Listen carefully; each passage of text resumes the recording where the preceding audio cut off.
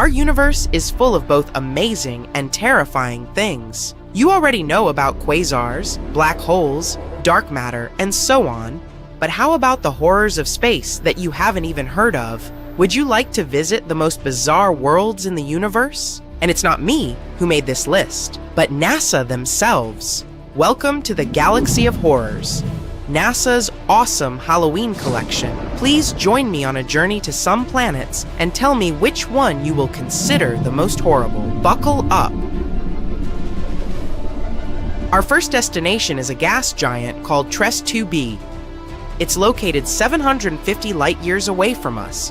If we used a regular spaceship, it would take us about 10 million years to get there. Orbits a yellow dwarf, a star similar to our Sun. It also weighs about 1.5 times more than Jupiter. So, what's so special about it? Well, if you're afraid of the dark, you definitely don't want to visit this place. It's the planet of eternal night, the darkest one of all the planets known to us. But it's not that far from its star, so why is that? The thing is, the surface of TRES 2b reflects light even worse than coal does. Because of this, it seems that there's no light at all. If you were flying across the surface of this planet, it would be like walking with a blindfold on your eyes. Oh, wait. Actually, there is some light. An eerie, deep red glow surrounds the surface of the planet. This glow is created by the burning atmosphere, which makes TRES 2b a scorching planet. The air there is even hotter than lava. Oh, but if you think that was bad, let me show you the next place of our horror journey. NASA wasn't beating about the bush while nicknaming this one. Now, we're not just talking about one planet, but three at once. They're also located quite far away, 2,300 light-years from the Sun. We would have reached them by ship in about 35 million years. All the planets are in the constellation Virgo, and each is extremely light, much lighter than the Earth. These three exoplanets are called Poltergeist, Draugr, and Phobator. Cool names, huh? It's because each of these planets is about to become a ghost soon. The thing is, they don't revolve around a star, but around a pulsar. Pulsars are rotating neutron stars with an extremely powerful magnetic field. In simple words, these are the stars that exploded one day. After the explosion, they usually emit such a powerful pulse that it causes the star to rotate at an unimaginable speed, several thousand rotations per second. At the same time, they constantly emit electromagnetic pulses that affect everything around them. So, you've probably already guessed what is happening with our zombie planets. They're slowly, gradually, being destroyed under the gigantic influence of radiation. One day, they'll disappear without a trace, ghost-like planets orbiting an undead star. Yeah, Zombie World is a fitting name. It's also not surprising that scientists nicknamed this pulsar Lich, despite the long official name. Well, at least these guys stick together on their final dance. This planet has a long name, so bear with me.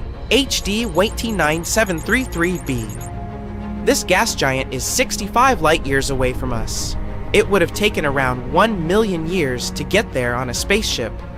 HD, this planet is slightly more massive than Jupiter and orbits its star, an orange dwarf, all alone. At first glance, it may seem friendly. Pleasant blue color and curls on the surface. Kinda resembles a summer sky or foam on sea waves, right? Oh, looks are very deceptive, my friend. This planet has a pleasant cobalt blue color due to the hazy blowtorched atmosphere. This atmosphere contains silicates that condense when heated. In other words, the clouds on this planet have rain, made of glass. Yes, it rains hot glass shards here. Oh, and if that's not enough, there's a raging wind on the surface, which is moving at a speed of 5,400 miles per hour. Just to compare, the fastest wind on Earth had a speed of 254 miles per hour, about 20 times weaker. And because of this, hundreds of thousands of glass shards rush horizontally across the planet's surface at breakneck speed. I really don't envy anyone who would try to land here. By the way, this isn't the only example of strange rains in our universe. For example, it rains molten iron on the planet Dimidium. Or let's take so-called carbon planets. Their existence hasn't yet been proven, but if they do exist, there would be tons of black, poisonous clouds, and it would rain pure gasoline and hot liquid asphalt. Oh, and also, raindrops would explode upon touching the surface. Nothing special. The next planet, though, is actually really strange. It didn't just revolve around its star, it lived inside the star.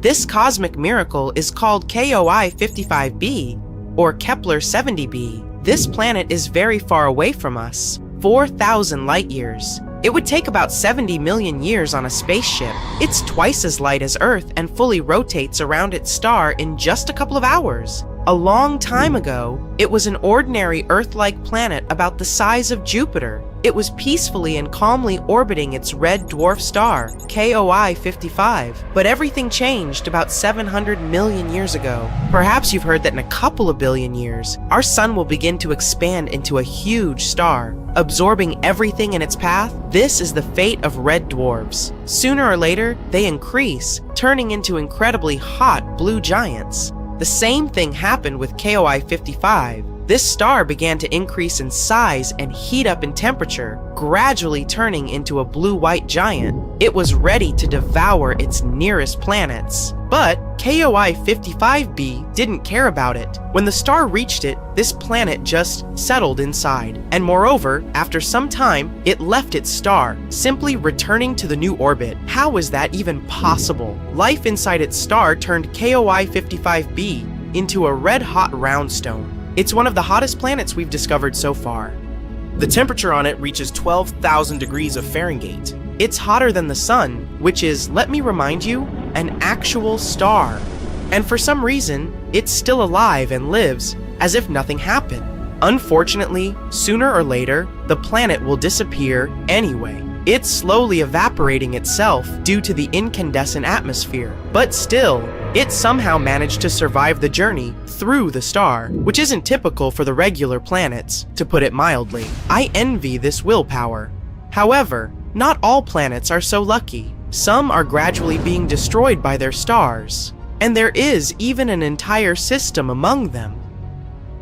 This last planet is a sad loner. It's located 870 light years away from us. The journey by ship to it would take about 25 million years. This planet is about 1.5 times more massive than Jupiter. This is a very sad, dark planet. A doomed gas giant, which is very similar to hot Jupiter, orbits its star all alone.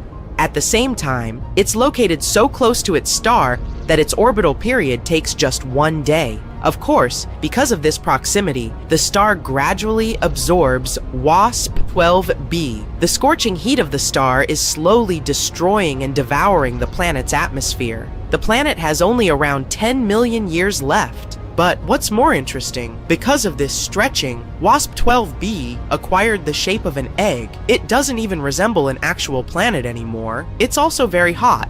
The surface temperature of the gas giant reaches 4,000 degrees of Fahrenheit.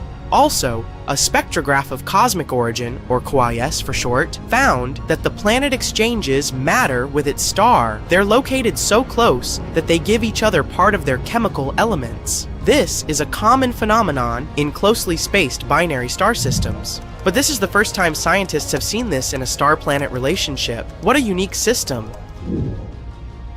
To be honest, if I was guaranteed complete security, I'd be excited to visit at least some of them. What about you? Please let me know in the comments. For thousands of years, people knew only about the planets, Mercury, Venus, Mars, Jupiter, and Saturn, which they could see using simple telescopes, or even by the naked eye if the conditions were good. But in the late 18th century, a famous astronomer, Sir William Herschel, discovered a new planet that was icy blue in color. At first, people thought it was a star, but later they realized it was a planet. Today we know it as Uranus, a planet that's more than 19 times farther away from the Sun than Earth. It's so far away that it takes Uranus 84 years to complete one trip around the Sun. This astronomer also discovered many other interesting things in space, like double stars and nebulae. In the mid-1800s, scientists noticed something pulled Uranus and strangely tugged its orbit. They thought there must be another planet out there, and they used math to predict where it would be. Finally, 1846, they found Neptune using a telescope. It was too faint to see with the naked eye because it was too far away from the sun. It was all so exciting! Who knows how many other planets could be there, lurking in the darkness of our solar system? Back in the mid-1800s, astronomers noticed something unusual was happening in the sky. A small rocky planet named Mercury was behaving strangely. It didn't follow the predictable orbit that was expected of it. One of the astronomers was a brilliant French scientist, Urbain Le Verrier. He came up with a theory there could be another planet in our solar system no one had yet discovered. It would be located somewhere between Mercury and the Sun. This hypothetical planet, which he named Vulcan after the Roman god of fire, would have an incredibly hot surface. And it could be a potential explanation for Mercury's strange behavior. He never surely claimed Vulcan was really the one thing disturbing the orbit of Mercury, but excited by the possibility of discovering a new planet, astronomers all over the world took the idea of Vulcan. For a planet that didn't exist, people committed to developing ideas and getting information about it. Some scientists didn't think it was likely that they had missed another planet as big as Mercury. It would have been hard not to see it by then, but there was a tiny chance of a smaller planet existing inside Mercury's orbit that was too close to the Sun so no one could see it. One theory said it was about 13 million miles away from the Sun. Mercury is the planet with the most eccentric orbit in our solar system, but the closest point it gets to the Sun is around 28.5 million miles. This means Vulcan would be under half of that distance. The theory moved on, saying that if Vulcan existed, it would orbit the Sun every 19 days and 18 hours, and its path would be tilted about 12 degrees relative to the path of other planets in our solar system. Vulcan's position at its furthest point from the Sun would still be too close to the Sun to be seen with the naked eye, even during twilight. The only chance of seeing Vulcan would be during a solar eclipse, or when it passed in front of the Sun, which, as theory said, would be 2 to 4 times a year. They had a theory that this mysterious planet was so close to the Sun that it could only be seen during a total solar eclipse when the moon blocked out the Sun's blinding glare. So every time there was an eclipse, scientists would peer at the Sun, hoping to catch a glimpse of Vulcan. They were trying really hard, but no matter what, they couldn't find this mysterious planet. Some astronomers claimed to have spotted it during eclipses, but no one could ever confirm or find evidence for that. The theory of Vulcan was left waiting for some better times. Einstein had a different idea. You know about his theory of general relativity, right? That's where he claimed gravity wasn't some sort of natural force, but a result of space-time curved because of the presence of giant space objects, like planets and stars.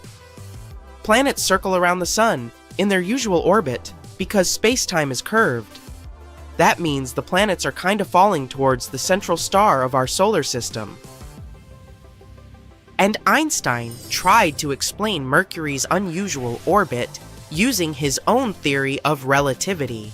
Unlike the other planets in our solar system, Mercury's orbit wasn't that circular. Instead, it seemed to wobble slightly, as if there was an invisible force pulling it away.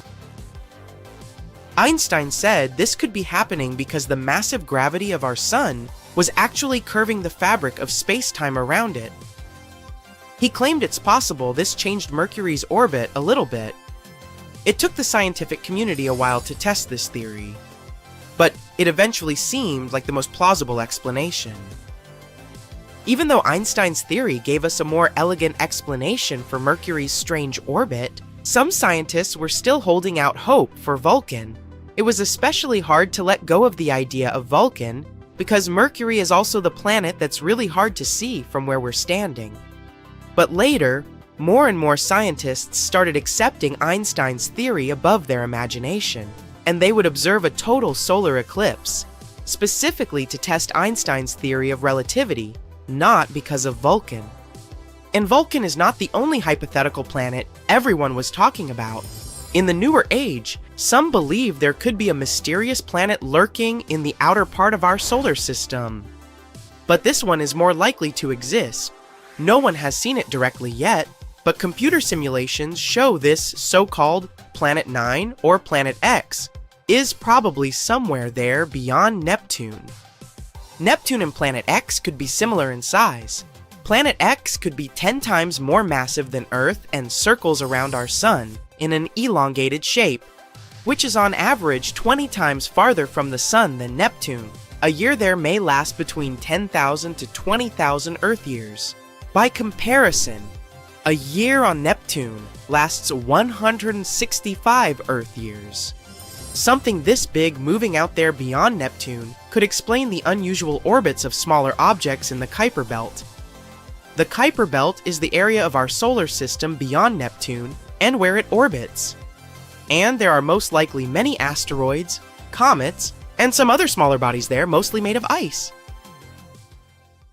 There was another hypothetical planet called Nibiru. Remember those rumors that the world could end back in 2012? One of the popular scenarios was Nibiru, which some claimed would hit our home planet at the end of the year. Of course, nothing happened. We're still here all set, and good.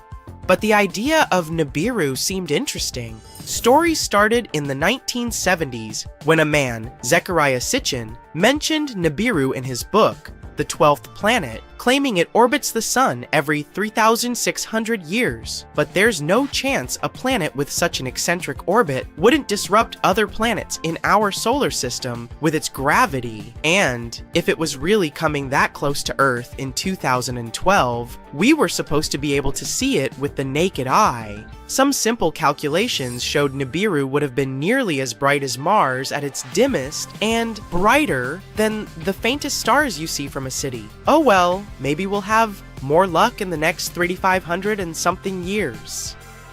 In 2011, a comet, Elenin, appeared that many people thought could be Nibiru. But when you're looking at comets and planets through a telescope, you see they appear differently. A comet has a coma, which is a gas atmosphere, together with a tail, something a planet doesn't have. Plus, this comet didn't slam into the Earth. It came too close to our Sun and fell apart. The leftover pieces will continue moving on their way to the outer solar system for the next 12,000 years. About a year back, something wild happened on Mars. Its magnetic shield and air around it expanded to about 3 times the usual size. Earth has experienced this ballooning before too, in 1999. It caused our magnetosphere to expand up to 100 times its usual size, and scientists are saying that Earth might experience it again soon, but on an even larger scale. The consequences of that could be catastrophic. Let's see why it happens, and what might happen to us if that repeats. NASA's MAVEN orbiter has been orbiting Mars since 2014. It's the only spacecraft we have that keeps track of both the Sun and Mars. In 2022, on December 26, it witnessed a fascinating show on the red planets. Mars' atmosphere and magnetic shield suddenly stretched out by thousands of miles.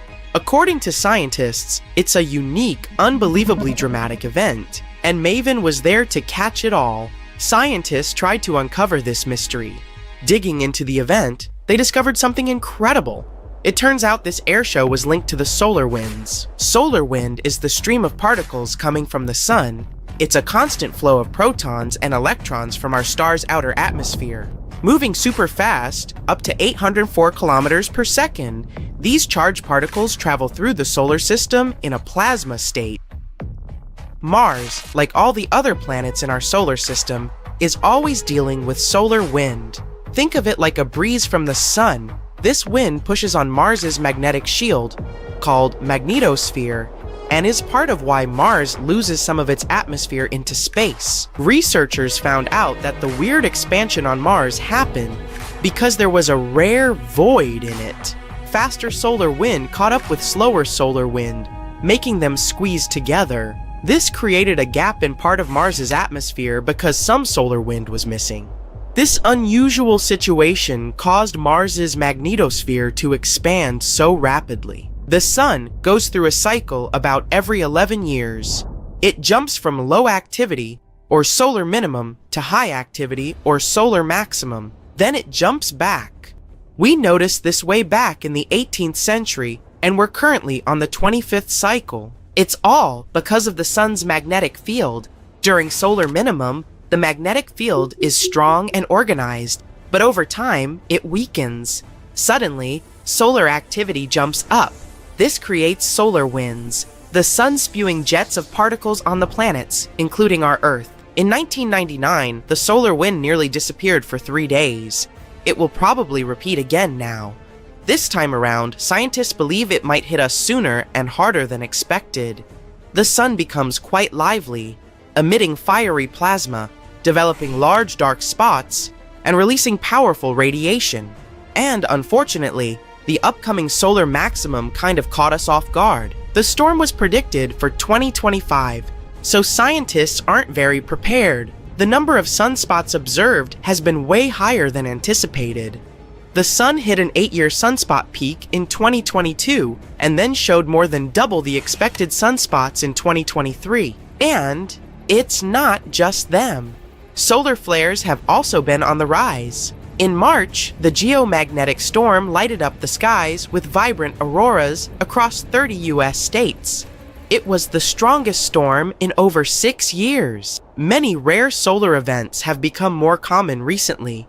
For example, a gigantic plasma waterfall, a polar vortex swirling around the Sun's North Pole for hours, and a 3-day solar tornado towering over 14 Earths. Because of all that, Earth faces some risks. Solar storms could hit our planet. It can mess with communications, damage power systems, and cause blackouts, and even pose threats to living beings. They can ionize Earth's atmosphere. This would mess with radio signals and GPS systems. Major disasters, like earthquakes or tsunamis, combined with such blackouts, could lead to catastrophic outcomes. Additionally, strong solar storms may generate electrical currents that can damage infrastructure, including power grids and rail lines. Airplane passengers might experience higher radiation levels during solar storms. It's hard to tell what that would mean for their health. However, astronauts on spacecraft, such as the International Space Station, could face more significant risks. Future space missions will have to take solar cycles into account. We're not the only creatures in danger. These storms can disrupt the migration patterns of animals like gray whales, sea turtles, and birds. All these poor animals rely on Earth's magnetic field to understand what's going on. And, as a cherry on top, there's a risk of satellite collisions. Commercial space companies are focused on launching satellites quickly rather than safely.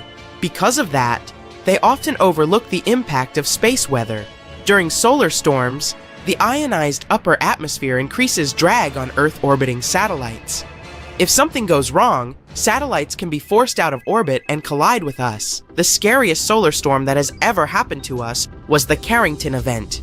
In 1859, Earth experienced the most intense geomagnetic storm ever recorded. The sky lit up with vibrant auroras. They were visible from the North and South Poles to places like Cuba and Japan. The display was so bright in the United States that gold miners woke up thinking it was morning. It was caused by a massive solar flare. The auroras were breathtaking, but the impact was more than visual. It disrupted telegraph systems across Europe and North America. Telegraph pylons threw sparks, operators got electric shocks, and conversations were conducted using the auroral current instead of batteries. Similar storms occurred at least 3 times throughout history, with the same awful consequences. Scientists estimate the cost of such an event today could range from $600 billion to $2.6 trillion in the US alone. Researchers continue to study historical events and ice core data to understand and prepare for the potential impacts of future solar storms. The Sun's behavior is very unpredictable, but this just shows that we need to study it in greater depth. The chance that this new coming storm will be the same as a superstorm like the Carrington event is low, Besides, if we spend this time preparing, it might go unnoticed. Preparation usually involves adjusting satellite trajectories, grounding planes, and identifying vulnerable infrastructure. Meanwhile, we keep exploring Mars. Its atmosphere is different from ours. Our atmosphere has breathable air, mostly consisting of nitrogen, oxygen, and a lot of other gases. Meanwhile, Mars has incredibly high CO2 levels. If on Earth carbon dioxide doesn't even reach 1%. On Mars, it makes up about 96% of its atmosphere. Also, Earth's atmosphere is over 100 times denser than the one on Mars. Even though Mars is about half the size of Earth, its atmosphere is like a feather compared to our air. But it wasn't always this way. A long time ago, Mars could have been kind of Earth-like. We know that it definitely had water, and perhaps there even were some plants. If we added water on Mars now, plants could have grown up there. A long time ago, Mars was experiencing some serious volcanism, suggesting it had a thick atmosphere and maybe even a giant ocean. We're not sure what happened to them, but there are some theories. For example, Mars has a magnetic field, but it's very weak, so solar winds could have stripped away its atmosphere. In the end, it became the chilly, dusty red planet we know today. NASA's Perseverance rover celebrated its 1,000th day on the red planet with some amazing discoveries. The rover cruised through an ancient Martian river and lake system. It gathered 23 precious samples along the way. All of these samples will help us to unlock Mars's history and geological mysteries. Extreme events and conditions are horrifying, but great in a way that they help us to learn more about our solar system. Luckily, MAVEN was designed to be sturdy and prepared even for intense solar storms, so now we can find out more about Mars when it's stripped of its protectiveness. Do you know how many continents there are on Earth? That's an easy one. 7. But wait a second, aren't Europe and Asia one large continent, Eurasia? It looks so when you look at the world map. Well, scientists think differently. They don't just look at bodies of land sticking out of the sea. Geoscientists study the types of rock that continents are made from. When you see the world from their perspective, the number of continents actually increases. Yes, they are not a myth. Lost continents exist. Or, at least they used to. They are hiding under other land masses. Peekaboo! Researchers have recently discovered one continent just like that. It is called Greater Adria. Sounds familiar? Yes, it has something to do with the Adriatic Sea, the Mediterranean. This lost continent is completely buried under Europe. It collided with Europe and started to sink under it a long time ago. Today, it lies beneath Italy, Greece, and the Baltics. Its size and even shape match that of Greenland, the world's largest island. But how did geoscientists find Greater Adria? It's no longer visible, but it left some clues. Parts of it were embedded in the Alps. Other chunks were incorporated into present-day Italy and Croatia. On the other side of the Adriatic Sea, limestone rocks from the former continent started to change once they were under the European landmass. Tremendous heat and pressure spread over tens of millions of years changed their structure. Out goes the limestone. In comes the marble. All the Greek and Roman temples you admired on your summer vacation were constructed using this marble. It was sort of a going-away gift from a long-lost continent. Greater Adria camouflaged itself well for thousands of years, but other lost continents were hiding in plain sight. Have you heard of Earth's 8th continent, Zealandia? Probably not, because it sits under the surface of the Pacific Ocean. 95% of Zealandia is now underwater. Can you guess where exactly? Its name is a good hint, under New Zealand. If you open Google Maps, you can see its outline. Look for a lighter shade of blue in the ocean. It should stretch from New Caledonia to New Zealand. This bump in the ocean floor used to be above sea level.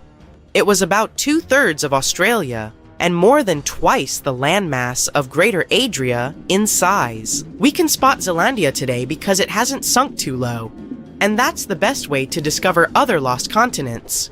Imagine the Earth without the oceans. The bottom of the sea isn't flat. There are mountains and trenches. You could put Mount Everest in the deepest of them, the Mariana Trench, and there would still be 2,133 meters between it and the sea level. This trench got so deep because of a geological process called subduction. The Pacific Plate got under the Philippine Plate. Earth's crust is made out of those plates that float in a sea of molten rock. Then they bump into each other. One goes down, while the other one rises. That's how Greater Adria ended up under the European continent. Our planet is constantly on the go. We don't notice this process because it happens deep beneath our feet. 120 million years ago, Australia and Antarctica were a single piece of land. Antarctica said goodbye to Australia, but it didn't leave empty-handed. Today, there is an oceanic plateau in the Indian Ocean. The word plateau comes from French, and it means elevated flatland. And the name of this land sounds like the title of a Hollywood movie, Broken Ridge. Long ago, it was connected to another lost continent, the Kerguelen microcontinent. Scientists believe that it made a land bridge between India and Antarctica. What was this land like? The answer possibly lies in a tiny archipelago in the southern Indian Ocean, Kerguelen Islands. These islands are all that is left of the ancient landmass. They have a cold climate. The islands feature glaciers because they are so close to Antarctica. But in the past, the climate must have been temperate with plenty of rainfall. The animals and plants would have been similar to those that we find in tropical regions today. The lost continent's landscape probably resembled that of New Zealand. While we are in the area, can you guess which continent the island state of Madagascar once belonged to? If you guessed Africa, sorry, you were wrong. Hey, don't feel bad. Look up and to the right on the map. The correct answer is India. Some 120 million years ago, I wasn't around then, India separated from the African continent and went northeast. Madagascar wasn't quick enough and ended up as an island off the southeast coast of Africa. Scientists found traces of the ancient landmass under the island of Mauritius. Today, it's a tourist hotspot, but millions of years ago, it was a real hotspot, volcanoes and all. That's how scientists were able to retrace the steppes of Mauritius. They found a mineral, zircon, that exists in rocks which lava spews out after an eruption. The long-lost land once covered the area from Mauritius to the west coast of India. Imagine if that land existed today. It would form a great mix of Indian and African cultures. Speaking of spicy, have you had Indonesian food recently? Just 50,000 years ago, Southeast Asia looked much different. There was no Sumatra, Borneo, Java, or even Australia. Just Sunda and Sahul, two continental masses that were divided by a deep water trench. You had the extension of mainland Southeast Asia on one side, Sunda, and the Greater Australia, Sahul, on the other. Biologists were among the first scientists to notice the split. Species developed differently on Sunda and Sahul. That's why Australia has unique animals such as the kangaroo, wombat, and platypus. And did you know that a giant kangaroo once roamed the island of New Guinea? That's because, up until the end of the last age, there was a land bridge to Australia. But it's quite shallow, less than 20 meters. It's a reminder that this was once a single landmass called Sahul. Another ocean strait that isn't too deep, Alberkats, 50 meters, separates Asia from North America. The Bering Strait sits today in the place of Beringia. This ancient landmass wasn't that big. It stretched 1,000 miles from north to south. That's just a third of the driving distance from Los Angeles to New York. Beringia was important for another reason. During the ice ages, it connected the whole world. Water levels then were 90 meters lower than they are today. If they went even lower, you could walk from the Cape of Good Hope in Africa all the way to Cape Horn in South America. Today, you can hop on an airplane and fly to pretty much any place on the globe. The world has never seemed smaller, has it? Well, it has. Some 300 to 200 million years ago, we were all one world, literally. Pangaea was a supercontinent that included all the continents. Its name is in Greek, and it simply means all Earth. But Pangaea started to crack up. The biggest gap formed between the Americas on the one side and Europe and Africa on the other. Seawater soon started pouring in, and that's how we got the Atlantic Ocean. This process is by no means over. While you are watching this video, North America is drifting further and further away from Europe at the rate of 2.5 centimeters per year. Doesn't seem much when compared to the average human lifespan, 70 years. But in the end, all the continents will reconnect with each other, forming a supercontinent, and it wouldn't be the first time in Earth's history that this happens. Honestly, I'm not going to wait around for that. Jupiter used to be flat and look like an M&M candy, and it wasn't the only flat planet in our solar system. Turns out there are tons of things that can go wrong during a planet's formation, like locking up to the sun or getting whooshed in open space. Let's check it out. The Earth isn't flat, but Jupiter might have been. Instead of being a big round ball, gas giants in our system might have started more like flat pancakes. Jupiter is one of the oldest of our neighbors. It's 4.6 billion years old, just like our Sun, and when it was just a baby planet, it likely formed through a process called disk instability. On 3-sec pause. It all begins with stars. When a star is forming, it doesn't look like a round object. It's more like a big disk of stuff. During this stage, really hot winds made of charged particles blow out.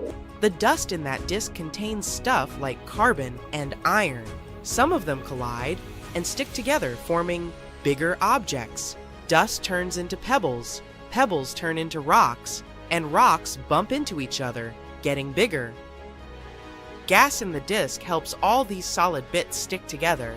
Some break apart, but others stick around, and they're the ones that become the basic pieces of planets. They're called planetesimals. Even gas giants like Jupiter started off as tiny specks of dust smaller than a human hair. Eventually, they formed their own big, ring-shaped disks of gas. They began to spin around our sun, growing bigger by gathering gas and rocks like snowballs. To 2-3-sec pause. Gas giants are special. They were born from the colder parts of the disk. In cold areas, molecules are slower, which makes them easier to grab. In these places, water could freeze, and tiny ice pieces stick together and are mixed with dust. These dirty snowballs gather up and then form cores of huge planets like Jupiter, Saturn, Uranus, and Neptune. In the warmer areas closer to the star, rocky planets like Mercury, Venus, Earth, and Mars start to form. After the icy giants were born, there wasn't much gas left for these smaller planets. It might take tens of millions of years for these rocky planets to form after the star is born. And our sun was growing at the same time, sucking up nearby gas and pushing faraway stuff even farther out. After billions of years, the disk changed completely, turning into a round star with a bunch of planets, dwarf planets, asteroids, moons, meteoroids, and comets around it. A 3-sec pause. Recently, simulations showed that these protoplanets, as these early dusty balls are called, don't start off looking like the planets we know. In the case of gas giants like Jupiter, they looked more like squashed balls or M&M's candies, not the peanut kind. When the sun was young, the disk of gas and dust surrounding it cooled down and became unstable. It started breaking into big chunks. These chunks dramatically collapsed together under huge gravity to create Jupiter. It became a round gas giant over time. There are a lot of oddities that can happen during that process of planet formation. Ever wonder why Venus or Uranus spin the opposite way compared to other planets? Usually, when things form from a spinning disk of gas, they tend to spin in the same direction.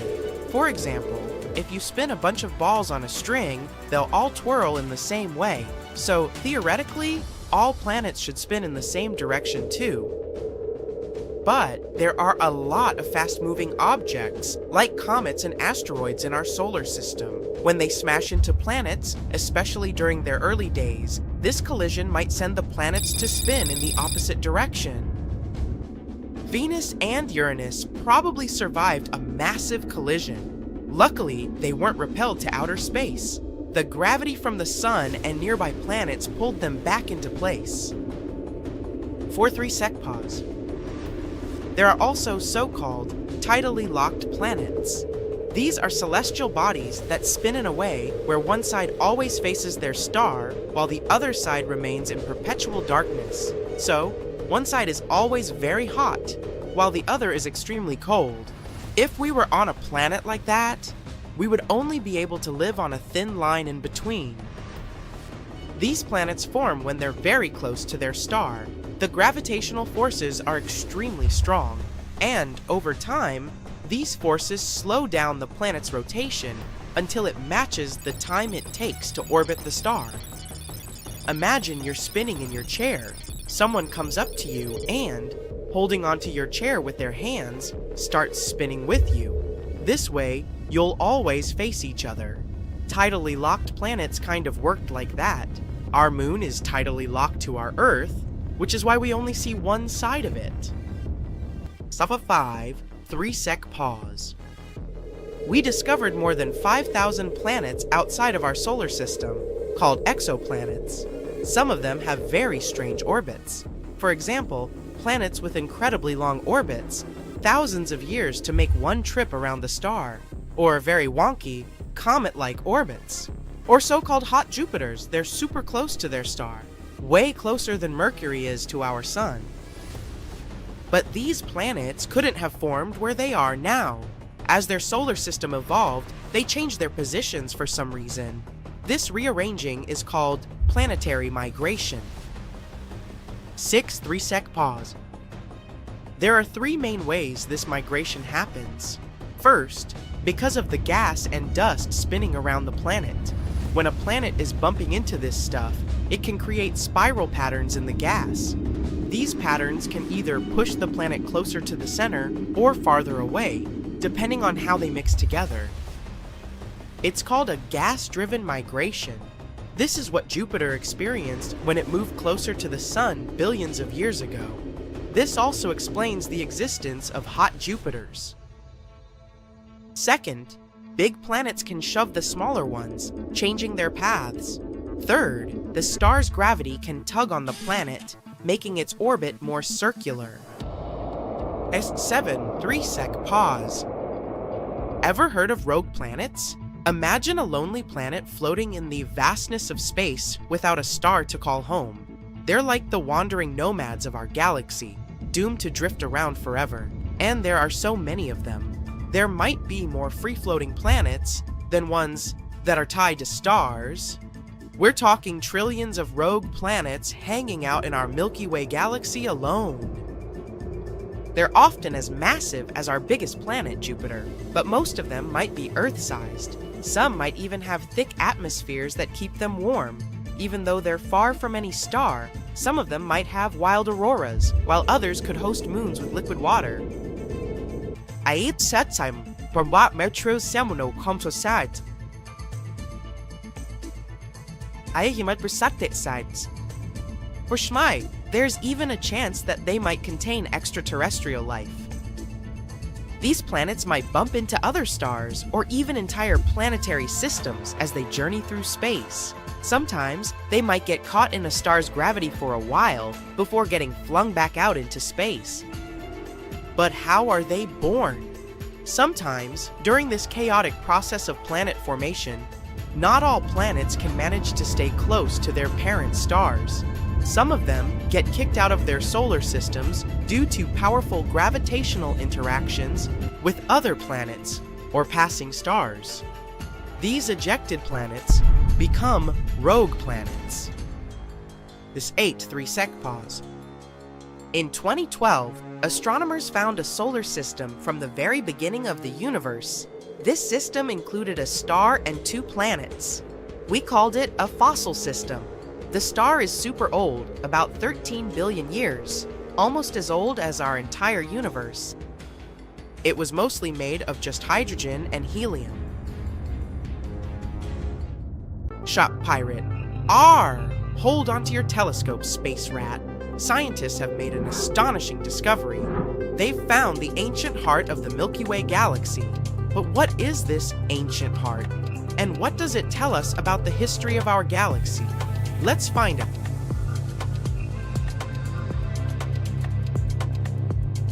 Catchunau retroscow, chatjoy puri say, our chassis datchers, chatis errors, I change site service. Bait cheptizao, propay, shitwites your ain't style. Pirate, is that it? Don, yes, and thank you, Captain Jack. Pirate, my pleasure. R, he leaves. That's right. On. What can I say? He's a space pirate. The Milky Way isn't just a candy bar, but a majestic spiral galaxy that's home to billions of stars, planets, and other celestial objects, and it's all spread out over a distance of about 100,000 light-years. The Milky Way has a distinct shape, with a central bulge and spiral arms that extend out from it, kind of like what I look like from the side. The spiral arms are like the suburbs, where the stars are more spread out and the neighborhoods are quieter. They're made up of gas, dust, and stars that all move together in a circular pattern around the center. In between the spiral arms, there are vast regions of empty space, known as interstellar space. Here, you can find wispy clouds of gas and dust, as well as some of the most spectacular sights in the galaxy, like massive star-forming regions and colorful nebulas. The Milky Way is also surrounded by a huge halo of dark matter, a mysterious substance that we can't see but can feel its gravitational effects on the galaxy. This halo helps to hold the galaxy together, and it extends out much farther than the visible parts of the Milky Way. And finally, there's the center. Here, the most action happens. In the center of the Milky Way, there is a supermassive black hole, which is about 4 million times more massive than our Sun. Sagittarius, a star. This black hole is responsible for some of the most energetic events in the galaxy, like the emission of powerful jets of energy. Remember the famous first photo of a black hole that flew across the internet? It was Sagittarius, a star. We managed to capture this black hole because it's the closest one to us. All in all, the center of the Milky Way is full of stars that are tightly packed together, forming a dense cluster. And it was here that astronomers recently made a new epic discovery. The heart of our Milky Way galaxy has been found. And boy, oh boy, is it an old-timer. Hey, who are you calling an old-timer?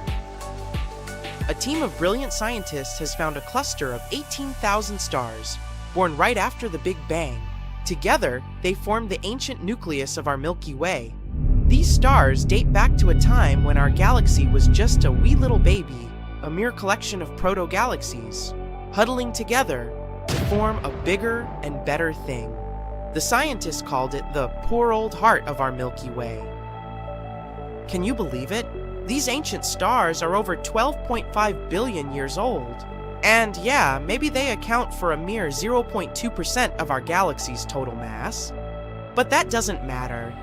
These stars are the building blocks that formed the core around which all the other stars and planets took shape. But how exactly did they become this heart of the galaxy? How did they form? And how did we discover all that? To answer these questions, we'll have to plunge into the past. A very, very distant past. Once upon a time, almost 14 billion years ago, there was the Big Bang. Our universe was born. At first, it was incredibly hot, but as time passed, things started to cool down, and tiny pockets of gas began to clump together due to the force of gravity. These were the first galaxies. The Milky Way is one of these galaxies. It also started as a small clump of gas and dust, but over time, it began to take shape. The very first stars, protostars, began to form within the clouds, and their gravitational pull caused more stuff to come together. This process continued for millions of years until the Milky Way was formed. But to learn the history of our galaxy in more detail, we need to find these protostars. And this is far from an easy task. Researchers have discovered the ancient heart, using a neural network to analyze data from the European Space Agency's Gaia mission. The Gaia telescope is a space observatory launched by the European Space Agency in 2013. Its job is to map the position and movement of more than 1 billion stars in the Milky Way galaxy. 1 billion stars. That's like counting every grain of sand on a beach. It's a huge job, but Gaia is up to the task. So, how do they do it? The telescope has 2 cameras that take pictures of the sky at the same time. These cameras are so powerful that they can detect stars that are 1 million times fainter than those visible to the naked eye. Gaia takes many pictures of each star, and this allows us to track their movements with incredible precision. Thanks to the data collected by Gaia, astronomers are learning more about the structure and history of the Milky Way. They're discovering new details about the stars, including their ages, temperatures, and chemical compositions. Gaia is also helping astronomers search for exoplanets, or planets that orbit stars outside of our solar system. So, for this research, astronomers use Gaia and the most accurate 3D map of the Milky Way ever compiled. They had to analyze around 2 million stars to find the primordial group. One way that astronomers can determine the age of stars is by looking at its brightness and temperature. This way, they study a brief phase of stellar evolution known as subgiants. But imagine searching through the huge center of the Milky Way for the tiniest group of stars that are older than 12.5 billion years. This is like searching for a needle in a haystack. Luckily, they had a trump card up their sleeve: metals. You see, in the early universe, the cores of these stars were so hot and dense that they were able to smash atoms together to form heavier elements. These heavier elements are called metals in astronomy, even though they're not really metals like the ones we're used to. The more massive the star, the more metals it can create during its lifetime. When the life of the first stars came to an end, they made a big boom and scattered these metals all around. Metals mixed with other gases and joined the newborn stars, and so on. As time passed and the universe got older, more and more generations of stars formed, each one richer in metals than the last. Can you guess what that means? The older the stars, the less metals they should have. So now it was time for some galactic archaeology. The team taught the AI to find the metal-poorest, most ancient stars, and it succeeded. It found a huge cluster, and all of them were within 30,000 light-years from the center of the Milky Way. Then, they separated out the stars that formed the ancient heart from the stars that originated in a dwarf galaxy, and finally, we were left with the original stars around which the Milky Way grew. This discovery is incredible. It reveals the remnants of the Milky Way's earliest history. It turns out that simulations of the Milky Way's formation were spot on. The old stars existed just where they were predicted to be. Just imagine, the stars that remember our universe as a baby are still hanging out in the center of our galaxy. Isn't that mind-boggling? So why is this such a big deal? By studying these ancient stars, scientists have discovered some incredible things. For example, they've confirmed that the Milky Way's core began its life stationary and only picked up rotational speed as it grew.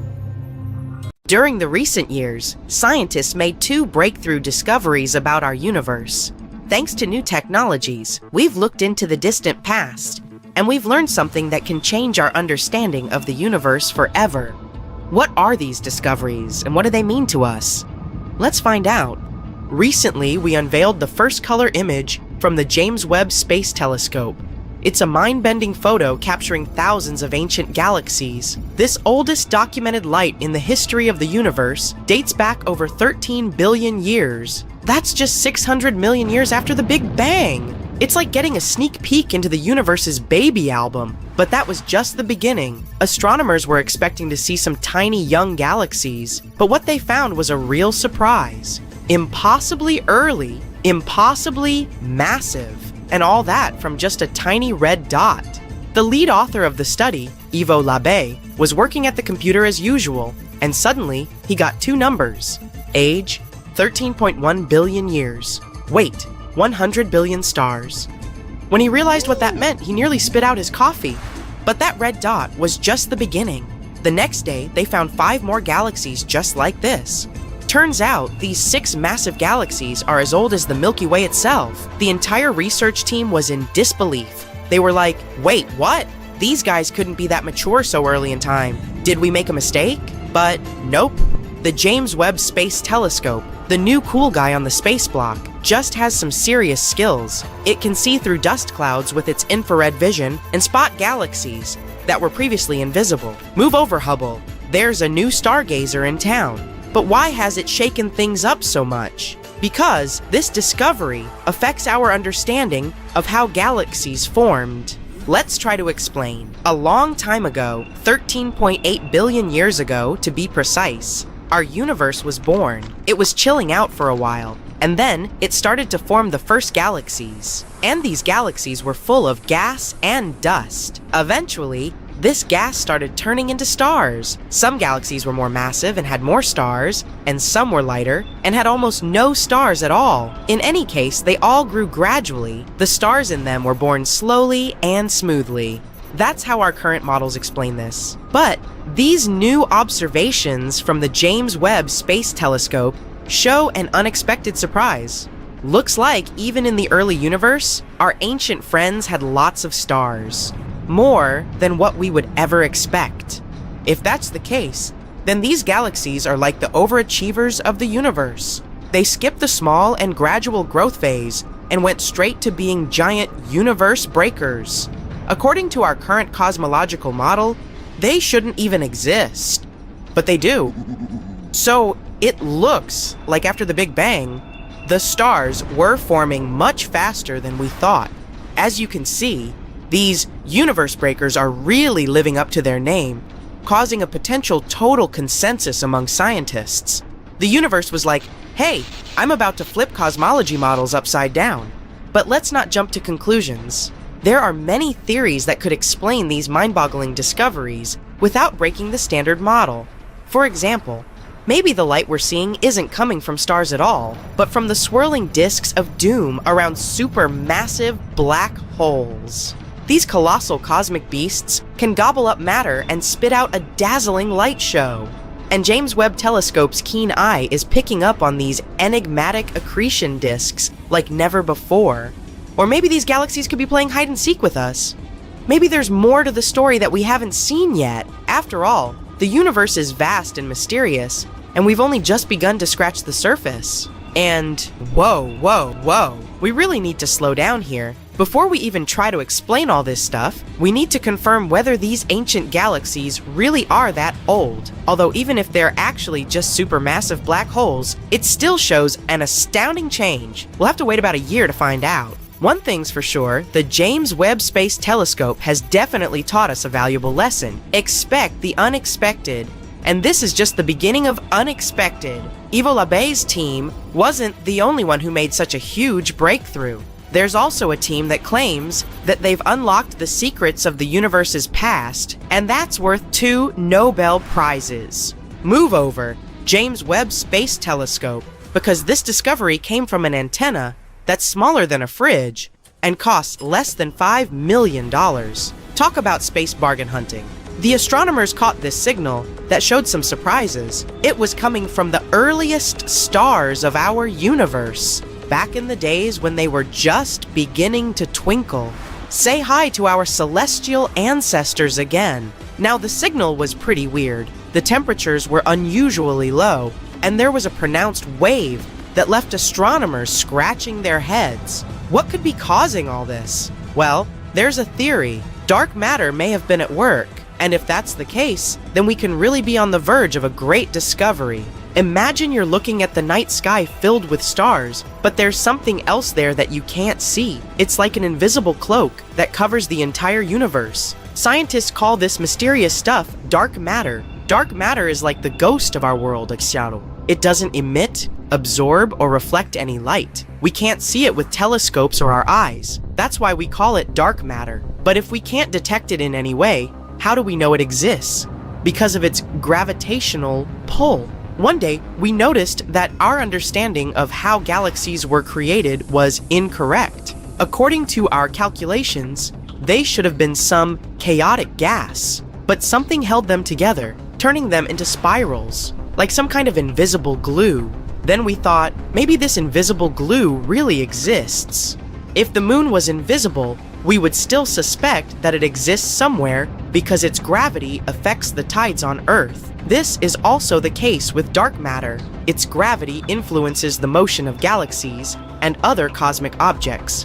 In fact, dark matter makes up a huge chunk of the universe, about 27% of it. Moreover, the normal matter we can see, like stars, planets, and galaxies, only make up about 5% of the universe. Scientists are still trying to figure out if dark matter exists and what it can be made of. Some theories suggest that it could be made up of exotic particles that are different from the particles that we're used to. Others think that it might be some kind of weird, undiscovered form of matter that doesn't interact with light at all.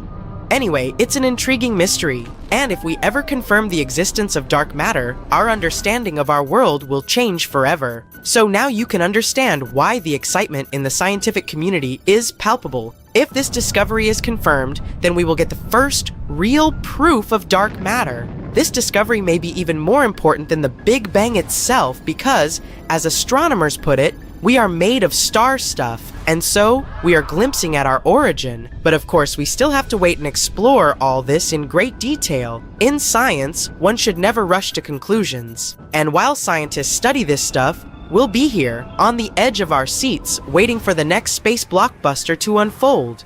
The universe never ceases to amaze us with its wonders. Who knew that such a small and humble antenna could unlock such cosmic secrets? It just goes to show that in the vastness of space, even the tiniest discoveries can have the biggest impact. Keep looking up, and who knows what other cosmic surprises are waiting to be uncovered. There's a chance that our entire Milky Way galaxy is located in the so-called space void. It's a region where there's relatively little matter as compared to other corners of the known universe, and it's much less dense than it is elsewhere in the universe. In other words, we might exist in an air bubble in a cake. If that's true, it would mean that we're even lonelier than we thought. In our universe, all the galaxies are constantly moving away from each other. In order to understand how far they move away, scientists use something called the Hubble-Lemaître constant. It's like a speedometer, but for galaxies. However, there's a cosmic mystery called the Hubble tension. It's challenging what we know about the universe's expansion. Scientists used to consider the Hubble-Lemaître constant a reliable guide, but our recent observations question this reliability. The speeds we see in real life don't match up with the distances we calculated and expected. They aren't sure why these measurements don't add up. Researchers followed the moves of supernovas and saw that the universe seems to expand faster around us than it does overall, as if it's actively avoiding us specifically. After considering this, they began to assume that we all might live in a cosmic void. Cosmic voids are vast, empty spaces between galaxies. They make our entire world look like a big sponge. Let's go back to the beginning, just a fraction of a second after the Big Bang. Right after the beginning of everything, the universe was a hot, compressed plasma. It only had very tiny variations in density called quantum fluctuations. After the Big Bang, the universe began to expand. Those quantum fluctuations grew together with it, creating regions of varying matter density. Because of that, the universe didn't expand everywhere uniformly. Instead, little claps of matter began to gather together over a long time, creating massive structures, galaxies. Galaxies are arranged in huge walls and filaments with enormous gaps in between.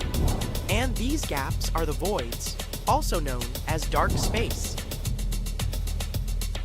These voids aren't truly empty. In fact, they actually hold more than 15% of the amount of matter found on average throughout the entire universe. They still contain gas, dust, dark matter, and even stars and galaxies. However, they have less density than regions with galaxies, about a tenth of the average matter density, which is why we consider them nearly empty. Usually they have a diameter ranging from about 30 to 300 million light years. That is an enormous distance, even on a space scale. For comparison, most planets and nebulas we've found so far have a distance of hundreds and rarely thousands light years away from us. In the case of voids, if you were in the middle of one, it would just look like seemingly eternal darkness. The closest stars would be so far away that they would be almost invisible to you. Some of them are especially large. They're known as supervoids. The largest known one was creatively named Giant Void. It's so big, it's impossible for us to even imagine. 1.5 billion light years away, with a diameter of 1 to 1.3 billion light years. Yes, it's basically a giant dark vacuum, but even this giant vacuum isn't entirely empty. The giant void houses 17 separate galaxy clusters within its expanse. However, it might not be the biggest emptiness in our world. There's this thing called the CMB cold spot. It's this unusually large and chilly area of our universe that we saw through the microwaves.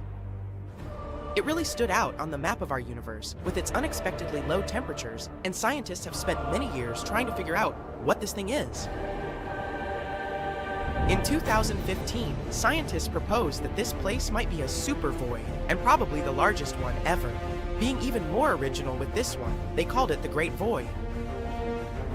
If it's true, this place would be an emptiness about 1.8 billion light years in diameter, about 1,000 times larger than typical voids. Not everyone thinks that it's possible, so scientists keep arguing over this one for a while. There's another interesting theory going about this place. One researcher suggested that this place might have been a trace from our collision with a parallel world.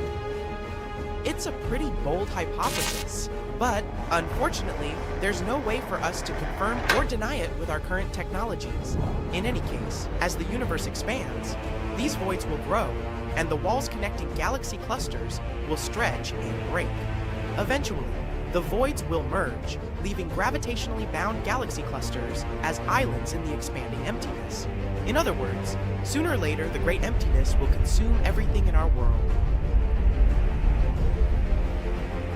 So, it turns out, we might be a rare occasion in a supervoid, one of the 15% of matter. This would explain why we're surrounded by relatively few galaxies. This discovery, if true, challenges the standard model of cosmology which we created with Albert Einstein's help. It would mean that gravity in general behaves differently than what we expected. According to the standard model, such a significant underdensity shouldn't exist. Because of that, scientists will have to explore and consider this idea thoroughly. It might just challenge our very basic understanding of physics. The scientists called this the local hole. The discovery of the local hole may hold clues to explaining the Fermi paradox. Maybe in this specific part of the universe where we hang out, the chance of intelligent life developing anywhere nearby is very low. Perhaps all the sentient beings hang out somewhere beyond our supervoid.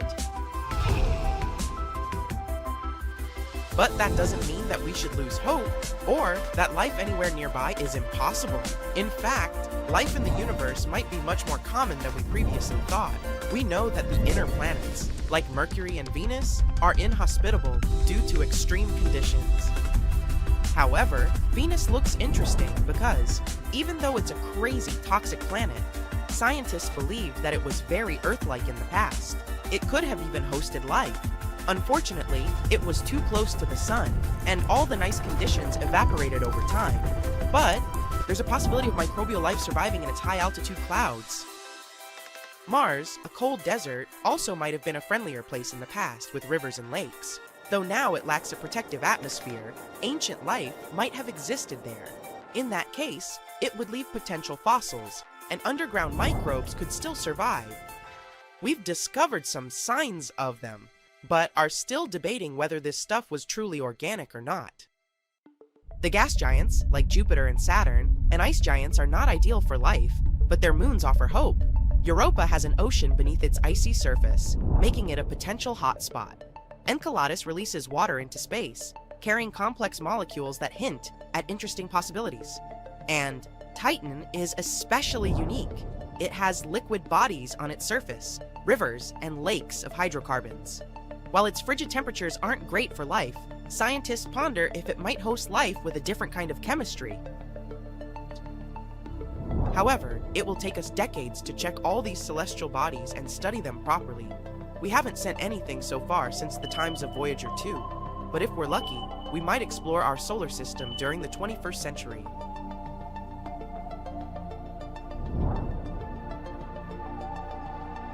In any case, there's a lot of potential for life, even in our solar system alone, not even mentioning all the planets and galaxies we've found nearby. Our estimates suggest that the observable universe, the one we can see, might host around 5.3 trillion habitable worlds. One of the most likely candidates so far is Kepler 186f. It's a potential Earth-like planet, just 10% larger than Earth. This planet orbits a red dwarf star, which is a star a bit dimmer, colder, but more long-living than our Sun. And it's only about 490 light-years away, which may sound like a lot, but remember what distances we've discussed with supervoids. So, even if we really are in a supervoid, we're still lucky to have many galaxies and planets around. And if one day we'll find a way to travel through the universe, leaving the local hole probably wouldn't be a problem.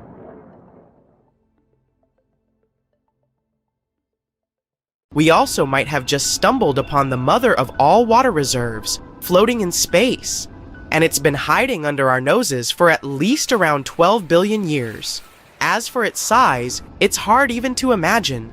140 trillion times larger than all the oceans on our home planet combined. This cosmic water world is orbiting around a large black hole known as a quasar, located 12 billion light-years away. Quasars feature supermassive black holes, spewing out colossal quantities of radiation. This one in particular is estimated to be 20 billion times heavier than our Sun, and carrying energy that could outshine 1,000 trillion of them. Here, in our cozy Milky Way, we're used to seeing water in ice form. This water reserve in particular seems to be in the shape of vapors.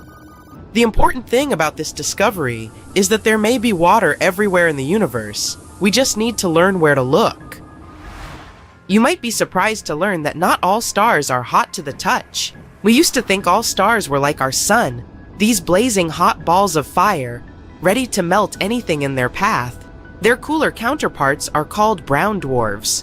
What makes them special is that they're too small to pull off the nuclear fusion that keeps stars like our Sun shining.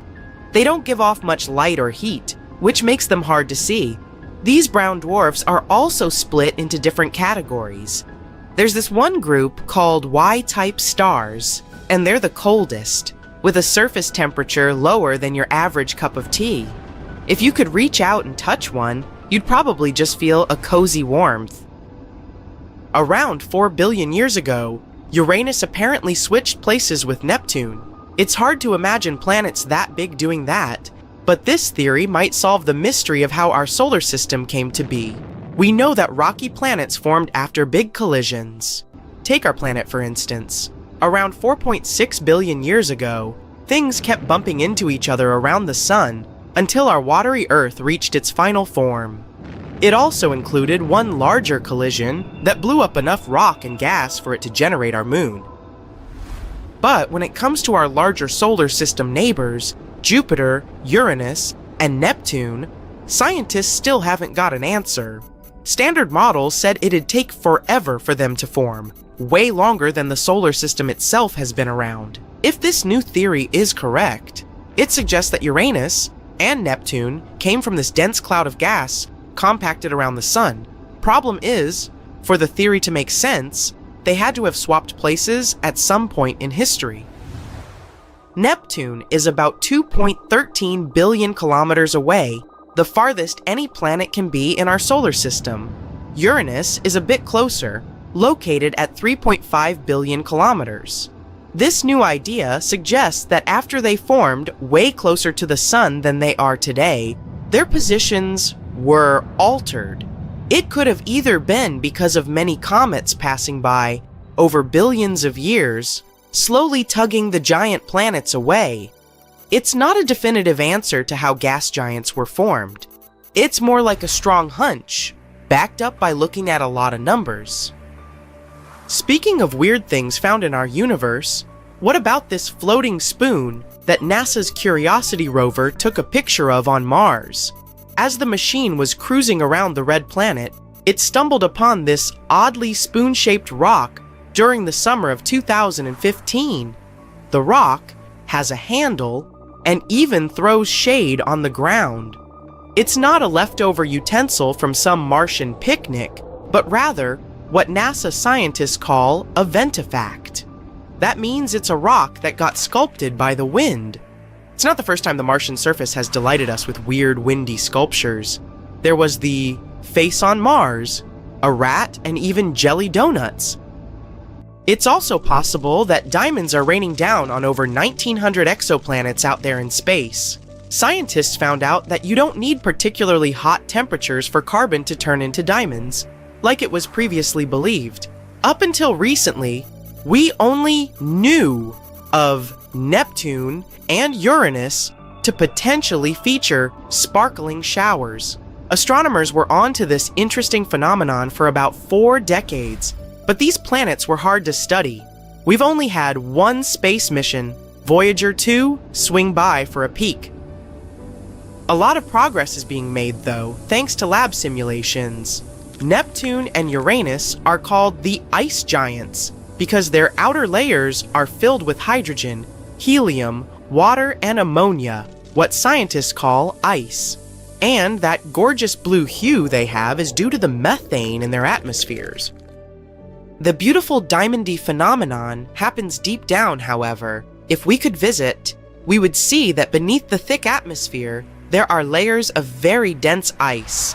And under all that pressure, chemical reactions are happening, possibly generating diamonds the size of a small town.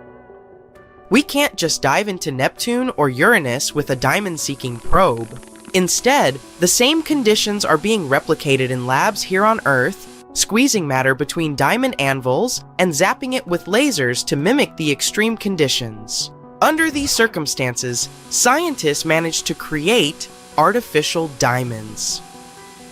Understanding how these rocks form down there could also explain why Neptune is hotter than it should be and why it's got such intense storms. These diamonds might also be the key to unlocking the mystery of Uranus and Neptune's weird magnetic fields. If we compare it to our planets, it doesn't behave the same way, so there may be weird things happening under the surface to affect the magnetism. NASA's plans include sending a new probe to Neptune or Uranus in the next decade. With the planets aligning just right in 2030, it's the perfect time to explore these potentially diamond-filled worlds up close. Planet Kepler 78b is another weird cosmic discovery. It's a hot, molten world that's doing laps around its star in record time, once every 8.5 hours, and pretty close, less than 1.6 million kilometers away. Hot environment aside, if we could set foot on its surface, we'd notice its sun being 80 times larger on its sky than the daily view we have here on Earth from our star. If we apply what we know so far about how planets form, this little guy shouldn't even be there. Specialists still don't have a clue how it came to be, or how it ended up where it is now. What we do know is that it will disappear soon. Sort of. Since it's so close to its start, this scorching, hot planet is going to collide with it in a couple of billion years. Sounds like a lot, but it's a cosmic jiffy. What's similar between our planet and Kepler 78b is the density. Sure, it's about 20% bigger than Earth and weighs almost double, but it's got that same solid interior. There's no possibility of it forming any closer to its star and simply moving away with time. It also couldn't have been born much further away and migrated in. Any movements inward would have been unstoppable, and it would have also collided with the star. This may not be a particularly groundbreaking discovery, but chances are you've never thought of it. There may be space dust in your hair right now. Every day, loads of outer space matter comes raining down on Earth. Sometimes we get flashy objects, like when a meteor turns into a meteorite by crashing down to the ground. But most of the time, it's quieter. This cosmic material drifts down through the atmosphere, landing softly as what we call space dust. It may not sound like much, but it does add up to around 14 tons every single day. This space dust contains tiny fragments of rock and metal, broken off from asteroids and comets during big collisions. These particles are very small. You can't see them without special tools, but every time you step outside, some of it might land in your hair.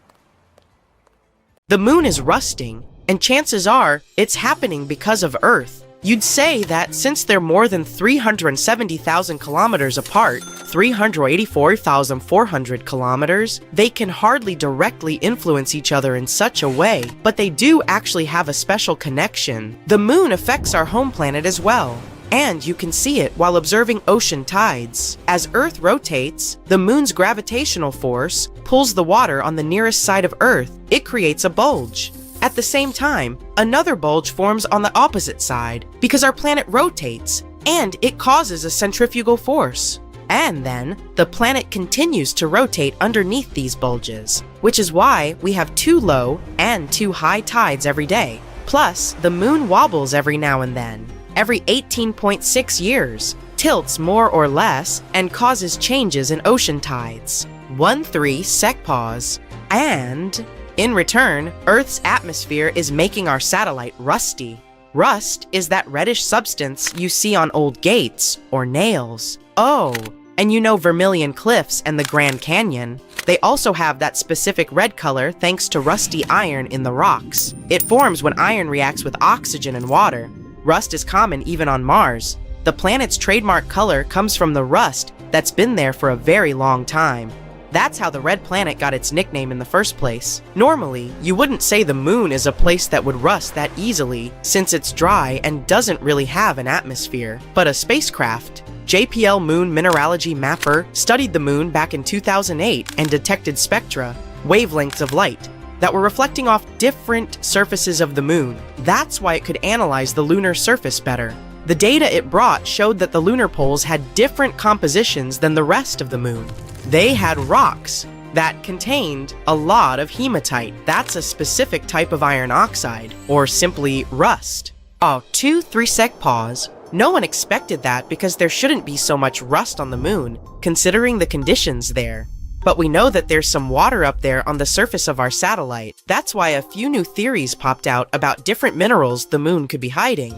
It's possible that they formed because water had reacted with the rocks. For iron to get this rusty hue, it needs something we call an oxidizer. That's a molecule that removes electrons from materials like iron, such as oxygen. But the solar wind keeps hitting the moon all the time, and it brings hydrogen with it. And hydrogen has the opposite effect. It gives electrons to other molecules. Earth has its shield from the solar wind. It's our magnetic field. But the moon doesn't have such protection, and because of that, rust shouldn't be able to form on its surface. But this process still happens, and it could be Earth's fault. Start 3 sec pause. The moon itself doesn't have an atmosphere that could provide enough oxygen for iron to rust, but apparently, our planet is generous enough to donate some of its own atmosphere. The oxygen from our atmosphere travels all the way to the moon, following something called magnetotail. That's a long extension of Earth's magnetic field, which can reach the near side of the moon. That's exactly where most of the hematite was found. And during a full moon, the magnetotail blocks 99% of the solar wind, which would normally influence the moon more. It's like there's a temporary curtain over its surface, which gives enough time for rust to form. But there's still one important thing necessary for the appearance of rust: water. It's not like you can find water that easily if you decide to take a walk across the moon. Most of it is frozen and hidden in areas that always remain in cold shadows. Those spots are far away from where most of the hematite was discovered, so it's hard to tell how the water got there. But for 3-sec pause. But there's an interesting idea. All those dust particles that hit the moon might be freeing free molecules of water that are locked in the surface layer of the satellite. This is how water ends up mixed with iron. We don't know exactly what these dust particles consist of. They might be carrying some water too. As they hit the lunar surface, this might create heat, which boosts the oxidation process, and more rust forms. So, our planet does certain things that change the moon, but humans do the same. A probe that landed on the lunar surface back in 1959 was the first human-made object that touched the moon. That's also when we started altering the moon in unpredictable ways. Scientists call this the lunar Anthropocene. I have a 3-sec pause. It's like an analogy with Earth's Anthropocene, a period when human activity made a big impact on the planet. It's not like we can choose a certain starting point when such an activity began, but we now know that things we have done over the history of our existence have really changed the environment of our home planet. We don't have any people living on the moon yet, but we've already left some traces there. After humans first came to the moon, we've had many missions there.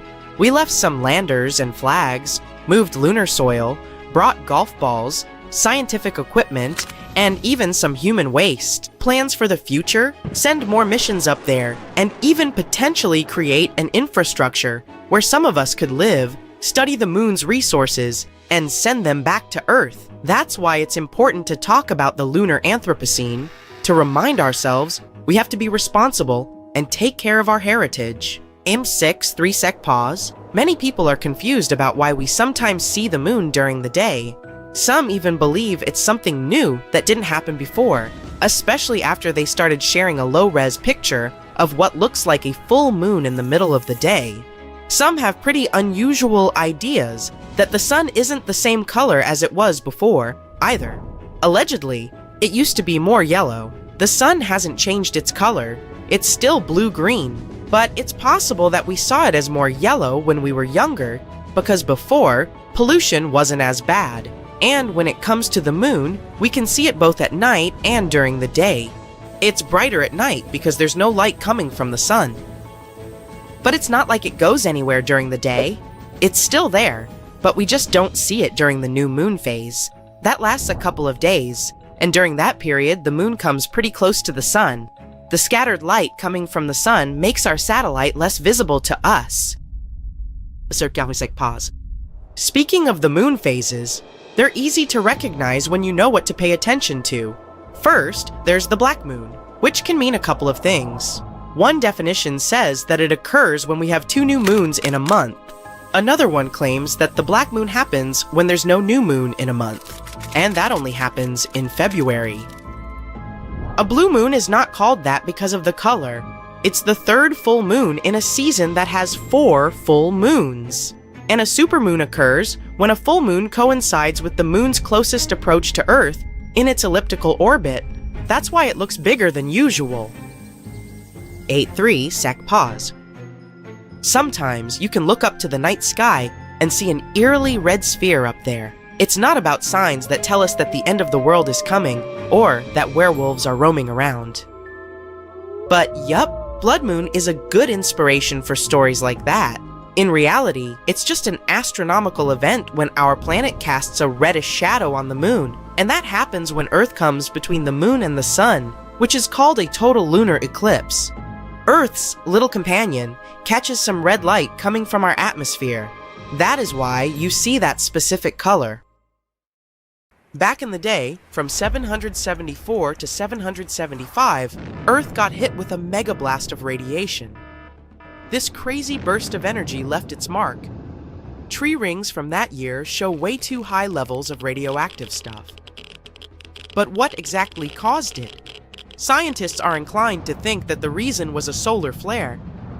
Some folks think maybe a massive supernova caused the radiation blast, but astronomer Phil Plait says that if that had been the case, it would have had to be less than 1,000 light years away and would have been crazy bright. But there's no record of that happening. No bright, shiny Death Star in sight. Some folks think maybe a massive supernova caused the radiation blast. Scientists ruled out a bunch of other possibilities. At first, they considered that it was a smash-up between neutron stars, or a neutron star and a black hole. These types of crashes produce a super quick blast of gamma rays without any light show, which lines up best with the evidence. But these kinds of collisions are super rare. Plate thinks it's kinda unlikely that this is the answer. He figures we should only see one of these events in our galaxy about once every million years. So having one just 1200 years ago seems pretty wild. Scientists are seriously worried about these rare events. If one happened closer to Earth, it could seriously mess up life on our planet. Even if it was thousands of light years away, a similar event today could cause chaos with all the fancy electronic systems we've come to rely on. So, it's a good thing those gamma ray bursts are so rare, because if they were more common, Earth might be in for a rough ride. You may think that if our planet could withstand mega radiation blasts, it can easily withstand something less frightening. Let's say grasshoppers. Sorry to say that, but it's not exactly true. Back in 1874, during a hot summer in Kansas, things took a strange turn. Grasshoppers, or should I say locusts, invaded the Great Plains like nobody's business. They came down like a storm, blanketing houses, trees, and even poor trains passing by. These bugs were on a mission to cause chaos. Farmers had to scramble to protect their wells, and just about anything else worth saving. Locusts landed everywhere, wreaking havoc on everything in sight. Even poor sheep lost their wool. Locusts even stripped paint off wagons and handles off pitchforks. This is how destructive they were. Livestock tried to fight back by eating them, but there were just too many of these insects.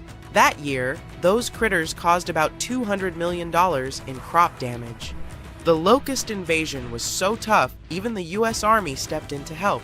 In the end, locusts began to disappear, sparing the plains from further devastation.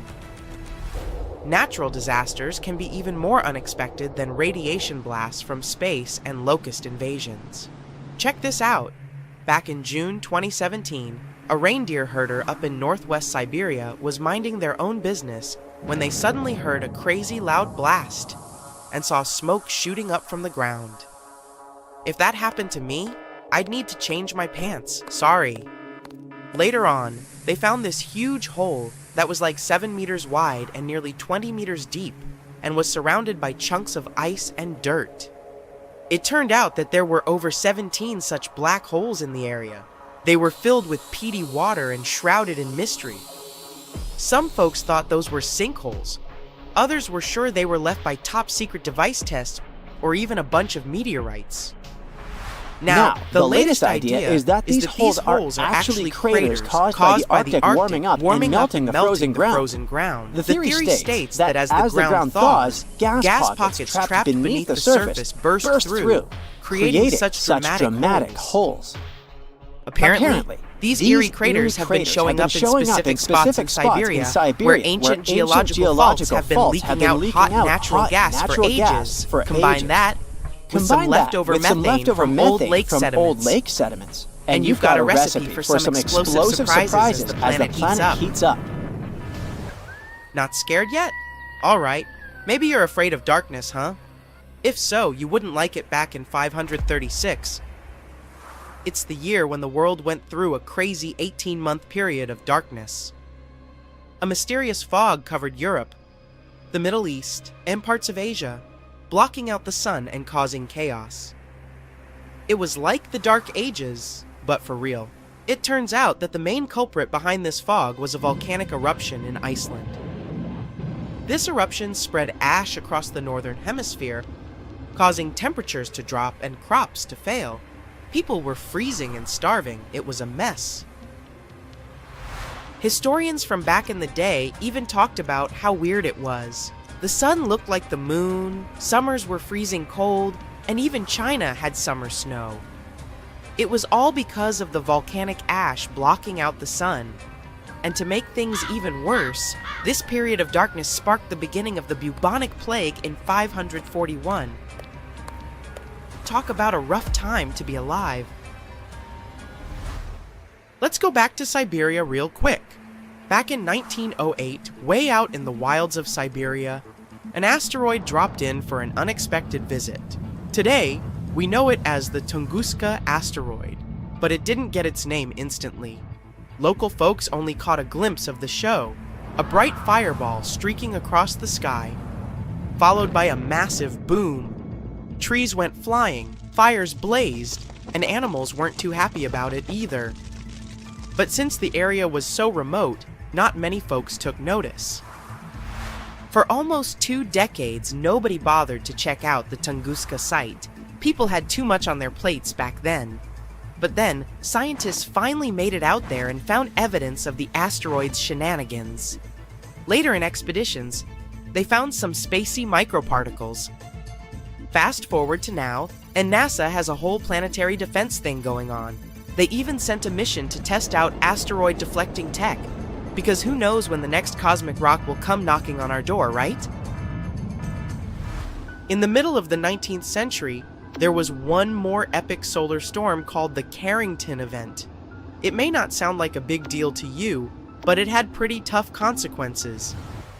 The next day after the storm, Earth was hit with this insane geomagnetic storm that threw telegraphs off the rails and brought auroras to the tropics. And it's the place where they normally never show up.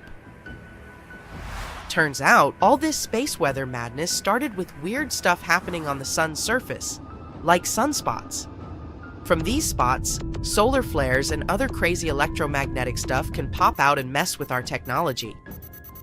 Massive solar storms like this one can shoot out from the sun at speeds of up to 2,196 kilometers per second. They can contain billions of tons of solar material, complete with a sassy little magnetic field that loves to mess with Earth's magnetic field when they meet. Now listen closely. We're getting close to the next solar maximum in 2025, so it's a good time to check out the history of the worst solar storms like the Carrington event. And take notice. Imagine if a similar storm hit today, an internet apocalypse, anyone? Businesses would be sent offline, and we'd be facing some serious damages. Luckily, these mega solar storms don't happen very often. But hey, space weather is tricky to predict, so who knows when the next one will hit. So, Mars has 2 moons, Phobos and Deimos, and apart from the bizarre shape, there's nothing remarkable about them. Except for one thing. Not so long ago, scientists discovered a strange phenomenon on the surface of Phobos, and they still can't find any explanation for it. What is this phenomenon? And what does it tell us about the history of our solar system? Let's find out. American astronomer Asaph Hall discovered Phobos and Deimos back in 1877.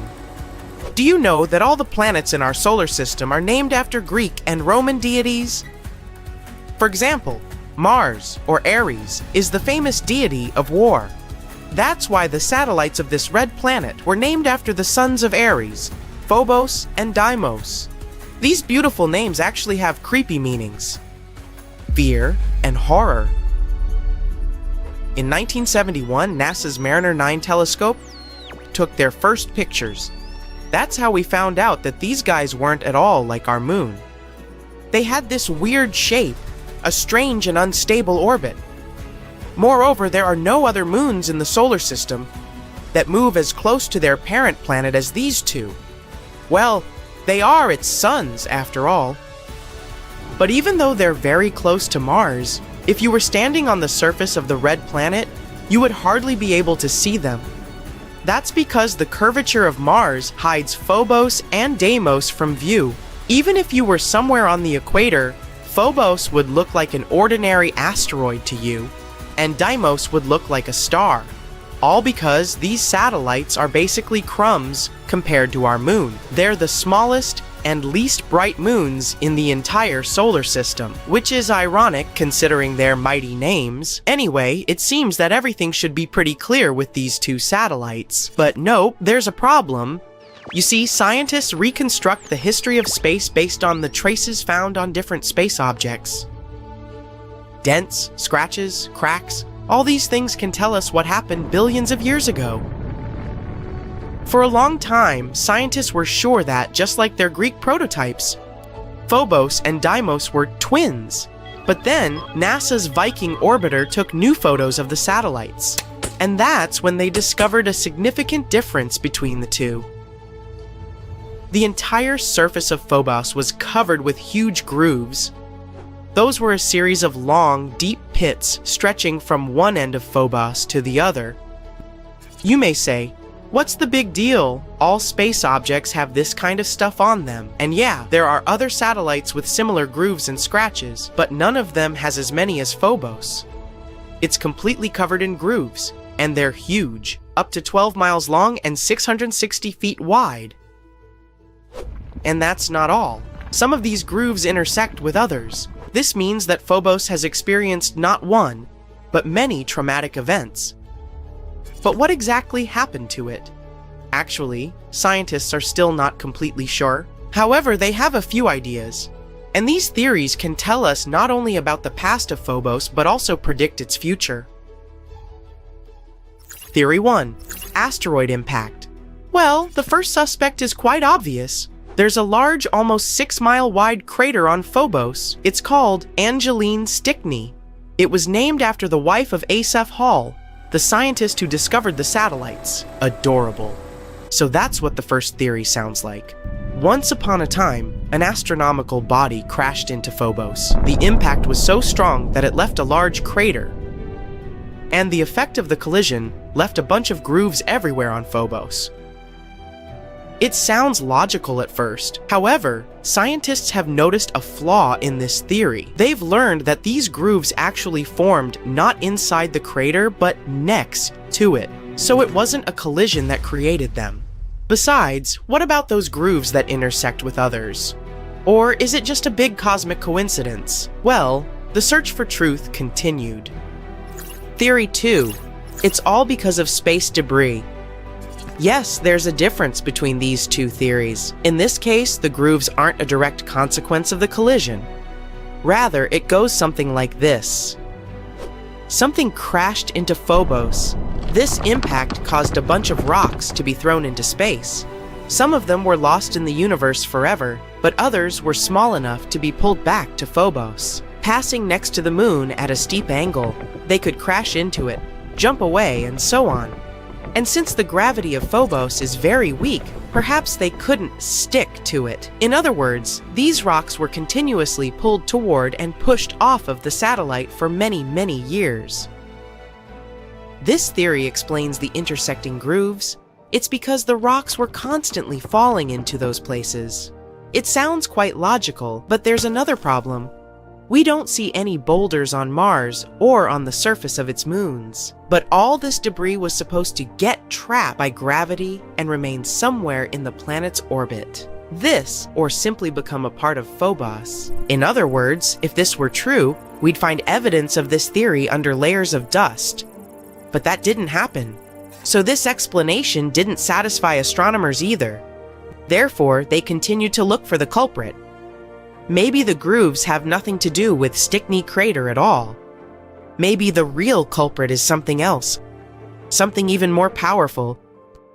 Could it be Mars itself? Theory 3. Mars is a twist villain. The previous theories imply that Phobos and Deimos were originally pieces of Mars. Like, once upon a time, they broke away from it and became satellites, just like our moon. But what if that wasn't the case? Observations made by NASA's Mars Global Surveyor show that Phobos and Deimos are made up of elements which are mainly found in meteorites and asteroids. So what if Phobos and Deimos are asteroids? There's an asteroid belt between Mars and Jupiter. Given the size, shape, and composition of Phobos and Deimos, scientists have suggested that once upon a time, they belonged to this belt. However, one day they flew out of it, and then gravity pulled them to Mars. This phenomenon is called asteroid capture. It's very strange, though. Yeah, the asteroid capture isn't uncommon, but these two have been flying next to Mars for what, billions of years? It's weird that their orbits have remained the same. In addition, the atmosphere of Mars is very rarefied, and because of this, it could hardly capture any asteroids. In theory, they should have separated from Mars at the first opportunity. However, this didn't happen. It means that somehow they got stuck, and Mars immediately began to destroy them. Yep, an unexpected twist. In this version, Mars turns out to be a villain. By studying the past, we've found some evidence of future crimes. The mysterious grooves of Phobos could be caused by tidal forces between Mars and Phobos. The Moon and Earth also exchange these, slightly distorting each other. But since Phobos is much closer to Mars, the impact of the gravitational forces is much stronger. In other words, the gravity of Mars is gradually destroying Phobos. Every 100 years, the satellite gets 0.7 inches closer to Mars. It also shrinks as much as 6.5 feet, becoming even more fragile and weaker. The smaller it gets, the more the tidal forces impact it, creating strange grooves and scratches on Phobos. Yep, somewhere in 30-50 million years, Phobos will either collide with Mars or disintegrate and turn into a bunch of small rocks. And then Mars will also have rings, like Saturn and Neptune. That's why Phobos is also called the doomed Martian moon. Anyway, these are all only theories, but the dramatic backstory of Phobos gives us an idea of how dynamic extraterrestrial objects can be. The more we learn about them, the more we discover about the secrets of the origin of not only Mars, but also other objects in our solar system. If one day we really colonize Mars, studying its moons can help us a lot. Let's hope that the upcoming MMX, Mars Moon Exploration mission, will reveal some of the most exciting secrets Mars moons are hiding. Jupiter is the largest planet in the solar system. More than 1,300 Earths could fit inside this gas giant. It's also 2.5 times more massive than all the other planets of the solar system combined. But if you think this is mind-boggling, I've got some great news for you. Very recently, a team of astronomers has discovered a much, much bigger planet with the help of the Subaru telescope and the NASA Hubble Space Telescope. It's a Jupiter-like protoplanet orbiting a very young star called AB Aurigae. The star is probably still forming and is 131 light-years away from Earth, in the constellation of Auriga. The star is shrouded in a thick, quickly moving layer of gas and dust. This disk feeds the growth of the star. Later, what is left of this disk will come together to form the elements of the planetary system. Planets, dwarf planets, comets, asteroids, you name it. But back to the newly discovered planet.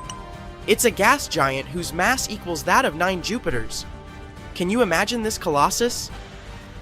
It takes the planet, named AB Aurigae b, almost 588 Earth years to complete just one journey around its parent star. Maybe because it's 93.9 AU, astronomical units, away from it. Now, why is the discovery of this planet so amazing? Because according to astronomers, it's been forming in a very bizarre way. Or should I say, eyes forming, since this gas giant is still in the process. Anyway, the unusual thing is that AB Aurigae b is coming together as a result of a top-down gravitational collapse of giant clouds of gas. But scientists say that a much more common model of planetary formation is when dust and rocks gradually accumulate around some kind of core. This proves the idea that there are numerous ways for planets to form. It can also mean that there probably are very diverse planetary systems in our home Milky Way galaxy. But AB Aurigae b isn't the largest exoplanet ever discovered. In 2005, astronomers spotted a mysterious space body. Later, they called it GQ Loopy b. The thing was orbiting a young star at a distance 2.5 times greater than that between the Sun and Pluto. Scientists came to the conclusion that the object was either a planet or a brown dwarf, which is basically a tiny star. If astronomers decide that GQ Loopy b is a planet, it will be the largest ever found, with a radius that is 3.5 times that of Jupiter. The biggest star we know about is called UY Scuti. This hypergiant has a radius that is about 1,700 times greater than that of the Sun. If you somehow managed to place UY Scuti in the center of the solar system, its edges would stretch far beyond Jupiter's orbit. As for the dust and gas streaming from the star, all this would extend beyond the orbit of Pluto. That's 400 times the Sun-Earth distance. A black hole is a spot in space where the pull of gravity is so strong that even light can't escape it. But why is gravity so powerful there? Because matter is squeezed into a teeny tiny space. Supermassive black holes, which can be many millions of times the mass of the Sun, tend to lurk in the centers of galaxies. The most massive black hole astronomers have discovered so far is TON 618. Its mass is equal to that of 66 billion suns. It was the year 2010 when, with the help of the Fermi telescope, astronomers spotted ginormous something entering the Milky Way. Their discovery looked like massive blobs of matter that could only be observed in particular wavelengths of light. They were also about 25,000 light-years tall. Scientists think that the blobs, called Fermi bubbles, could be produced by our galaxy's central black hole. Space seems to be extremely deserted, but some places are even emptier than the rest, like supervoid in Eridanus. Astronomers noticed this huge region of empty space in 2004. The area stretches 1.8 billion light-years across. It's mysteriously devoid of gas, dust, stars, and even dark matter. A nebula is a massive cloud of gas and dust floating in space. Some nebulae form when a star is nearing the end of its life and throws out loads of gas and dust. Others appear in regions where new stars are forming. The largest nebula we know about is the Tarantula Nebula. In its longest span, it measures over 1,800 light-years. This nebula, also known as 30 Doradus, is located around 170,000 light-years away from Earth. Unlike its namesake, the tarantula isn't dangerous. Quite the opposite. It's a stellar nursery, which means it's a region where tons of young stars are born. Even cooler, it's the most active star-forming area in our entire galactic neighborhood. In 2021, the biggest ever comet we know about entered our solar system. It was 85 miles across, and its icy nucleus was 50 times greater than the nucleus of the previous record breaker. The intruder's mass was a whopping 100,000 times bigger than that of an average comet. In fact, C 2014 UN 271 Bernardinelli Bernstein was so large that astronomers first classified it as a minor planet. Is it going to crash into Earth? Nah, it won't get closer than 1 billion miles to our beautiful green planet. And it won't happen until 2031. But could there be comets even bigger than that? Who knows? But the thought is terrifying. There are loads of bizarre things in the universe. And hypothetical nuclear pasta is one of them. If it does exist, nuclear pasta is the strongest material in the entire universe. It forms from the leftovers of extinguished stars when this substance gets squeezed into spaghetti-like tangles of material. It can theoretically break, but only if you apply 10 billion times the pressure needed to shatter steel. Pulsars are spherical space objects the size of a large city, but they pack more mass than the entire sun. They radiate 2 narrow beams of lights, sending them in opposite directions. The Black Widow pulsar, just like its spider namesake, is munching on its partner. It's a lightweight brown dwarf star. The more material the pulsar consumes, the more slowly it spins. The energy the neutron star is losing in the process causes its companion star to dwindle. Haumea is a dwarf planet orbiting in the Kuiper Belt, a donut-shaped ring of objects around the Sun that extends just beyond the orbit of Neptune. The mini-planet has a bizarre elongated shape and 2 moons. The day on this planet lasts just 4 hours, which makes it the fastest spinning large object in the solar system. But the most mysterious thing about Haumea is that the planet has a thin 40-mile wide ring circling it. What is it? Where did it come from? No one knows. Could be the result of a collision that happened in the distant past. The 18th brightest star in the night sky, Fomalhaut, is a terrifying sight. It's dubbed the Eye of Sauron because of a ring of dust and debris circling it. It makes the star look like a giant eye staring into your soul. The intimidating star is more than twice the mass of the Sun. It's 25 light-years away from Earth, which isn't that far away, considering distances in space. Look at this butterfly. Its wingspan is more than 3 light-years. And the structure inside this nebula is one of the most complicated ever observed. The nebula's central star, a white dwarf, is heated to an incredible 450,000 EJ/F. It means it was formed from another gargantuan star more than 5 times the size of the Sun. The white dwarf is surrounded by a thick disk of dust and gas at the equator. That's what probably makes the whole structure look like an hourglass, or a butterfly. Imagine a black hole, a terrifyingly dense space object, pulling inside everything that comes too close. Nothing can escape its clutches, even a beam of light. And now, imagine 2 of these space monsters colliding. Scary? You bet! Astronomers have spotted 2 supermassive black holes feasting on the cosmic material of 2 merging galaxies in distant space. This phenomenon is the closest to colliding black holes we have ever seen. Supermassive black holes are the largest among all black holes out there. Their mass can be hundreds of thousands or even millions to billions of times larger than of our suns. And 2 such giants have been recently spotted with the help of an array of telescopes in northern Chile's Atacama Desert. Astronomers originally used these telescopes to watch 2 merging galaxies located approximately 500 million light-years away from Earth. Thanks to being alert at all times, scientists have also noticed that 2 gigantic black holes were growing alongside each other.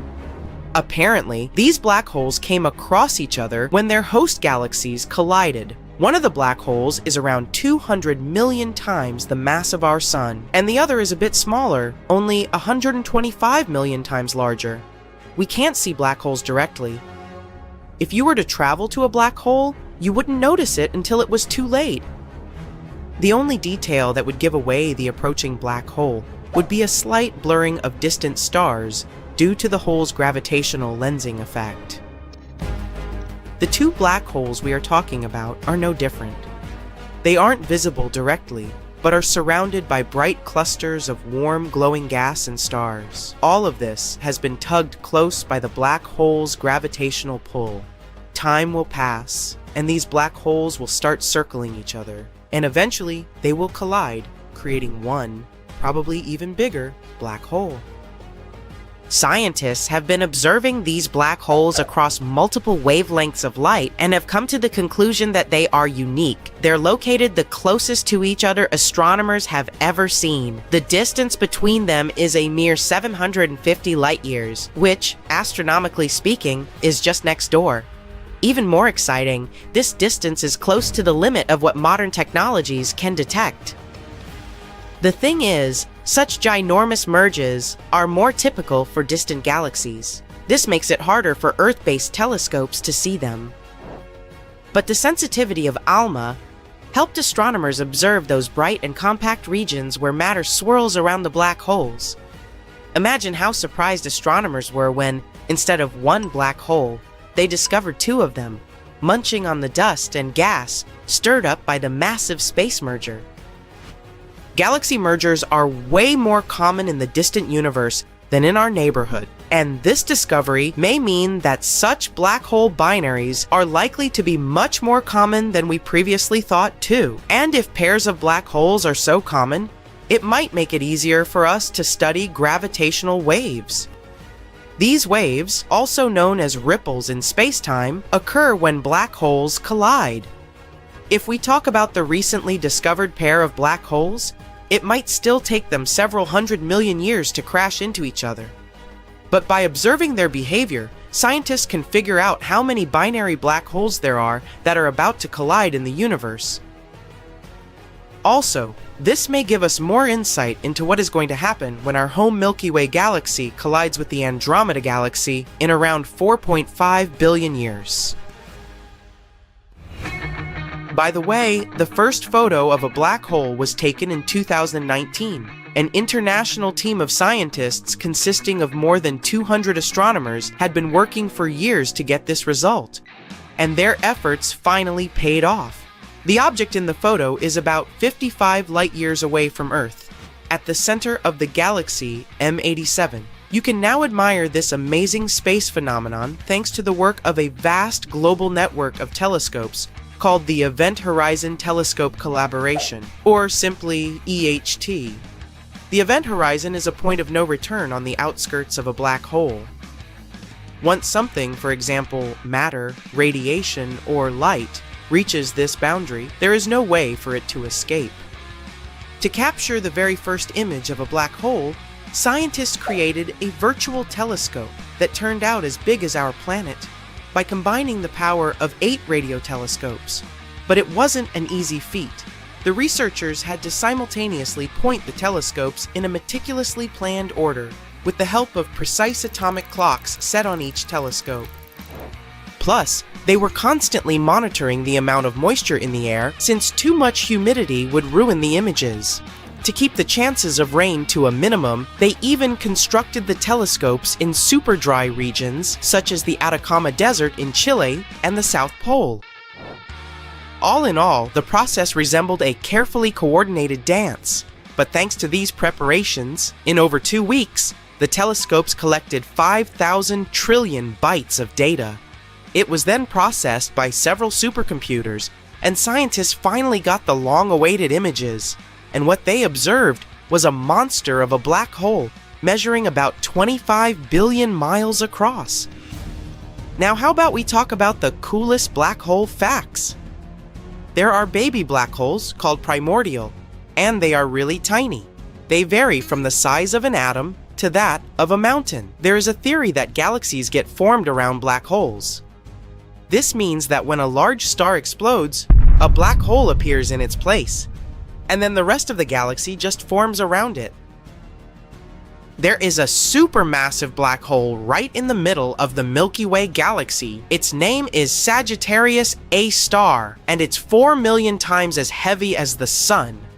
And nope, we aren't going to be pulled into this hole. It's more than 26,000 light-years away from Earth. That's too far for this monster to have any influence on our planet.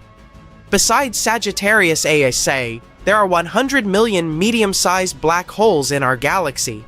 And can you imagine how many black holes in total there are in all 100 billion galaxies that exist out there?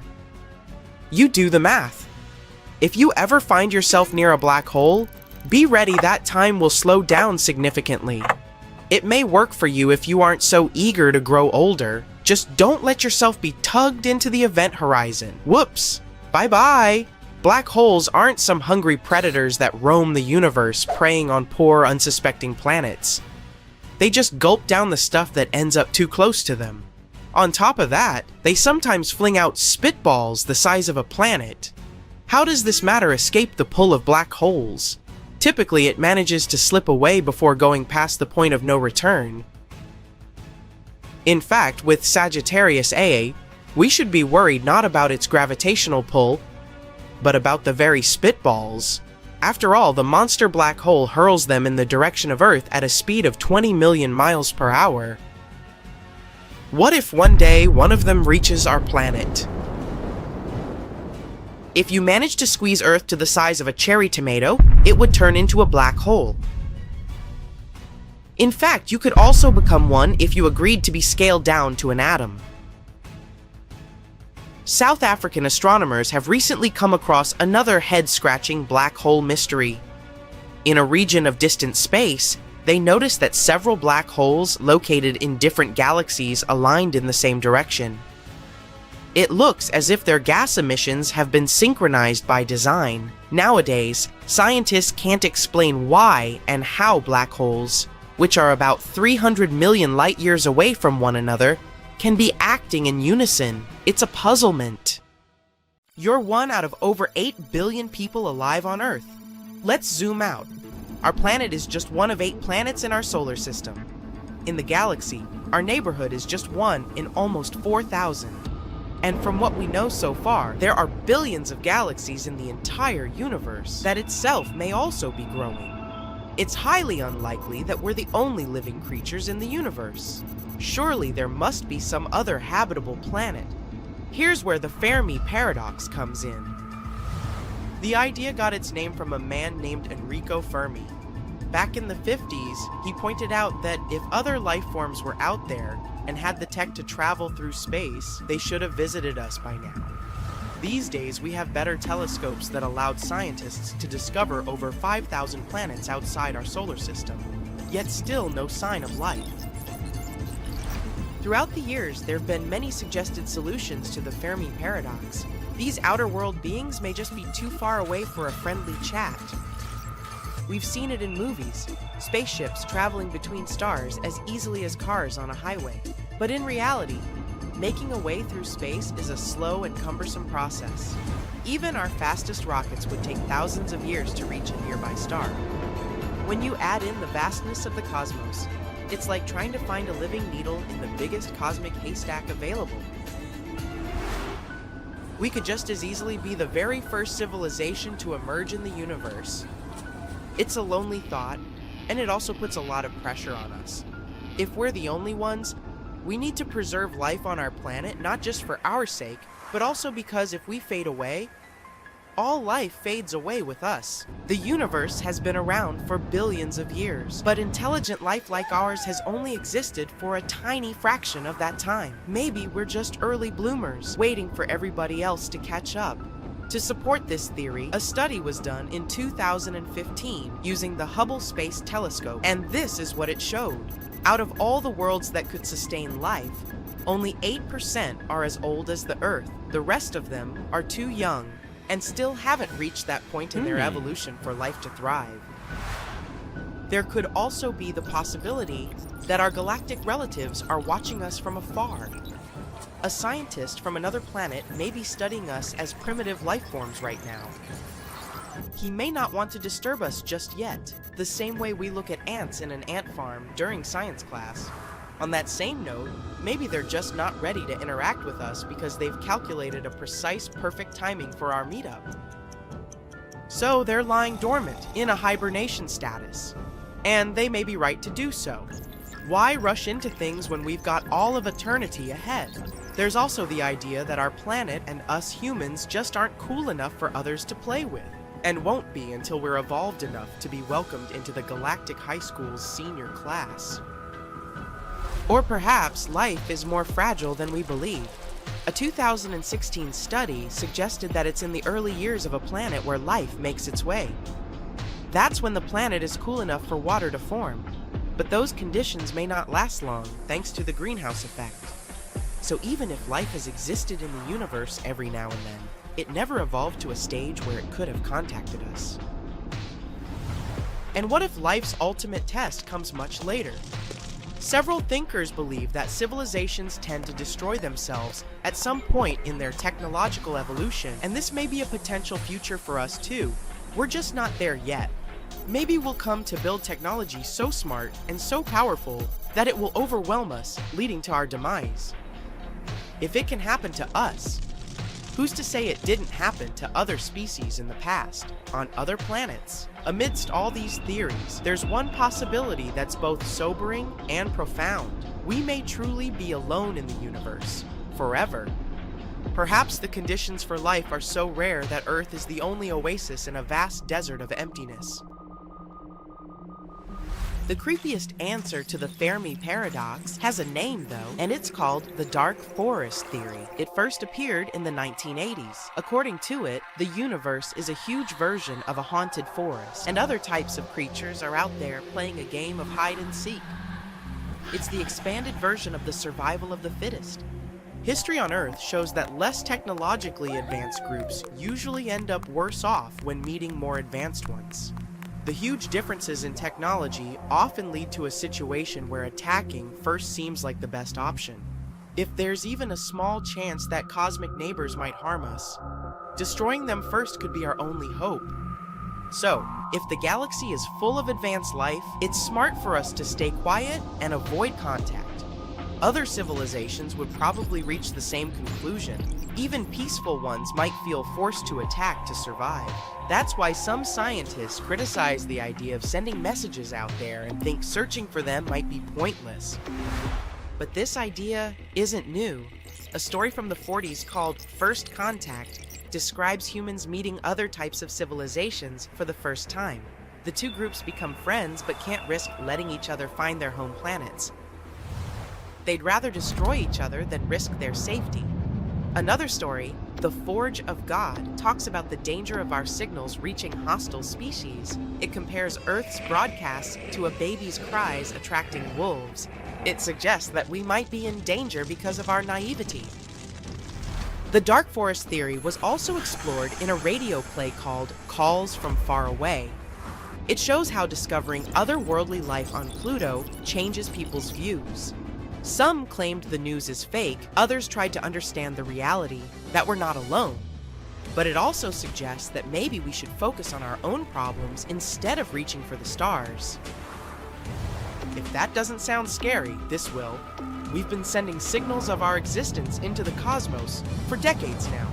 By now, any potential civilization within 100 light years of us might be getting our signals, and if they're advanced enough, they'll know exactly where to find us. If there's any reason why we need to hide from them, it's already too late. Galactic cousins aside, we do need to continue our research for habitable planets for a more pressing reason. Our cozy Earth won't be here forever. When our star fades away, all life within the solar system will fade with it. Current estimations claim we've got about 1.3 billion years left. Before our planet becomes uninhabitable, it will become too hot for water to exist, and without water, there is no life, at least not as we know it. It begs the following questions. What if there are other types of creatures out there that don't need water to exist? Our type of life needs water because it acts as a solvent. It's an environment where various chemicals can interact with each other to generate something that lives. Some new piece of research suggests that there may be a substitute for water out there in the universe, carbon dioxide. At certain temperatures and under a certain amount of pressure, it acts the same way, allowing chemicals to mingle. If that's true, then our list of known habitable planets would increase dramatically. Sure, we humans will probably never be able to survive on their surface, but other types of creatures may have evolved to do so. One planet that may feature these weird life conditions is closer than we think, Venus. Its atmosphere is made out of 97% carbon dioxide. It's also very hot and has enough pressure to sustain this theoretical model.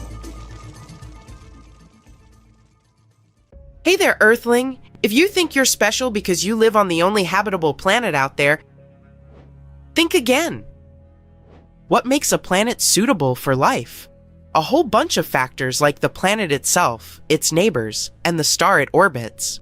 A habitable planet is basically one that can sustain life with things like access to water, energy sources, and nutrients. Earth, for example, is in the sweet spot known as the habitable zone, where it can have liquid water on its surface. But just being in this zone doesn't automatically mean a planet is habitable. Factors like crazy levels of radiation can make a planet uninhabitable, even if it has the right temperature. So, The bottom line is, we need water, something to orbit, and a set of nutrients of chemical origin that can be found in Mendelev's periodic table of the elements, or those funky snacks you buy. Look at this exoplanet called K218b. The term exoplanet doesn't mean that it's exotic.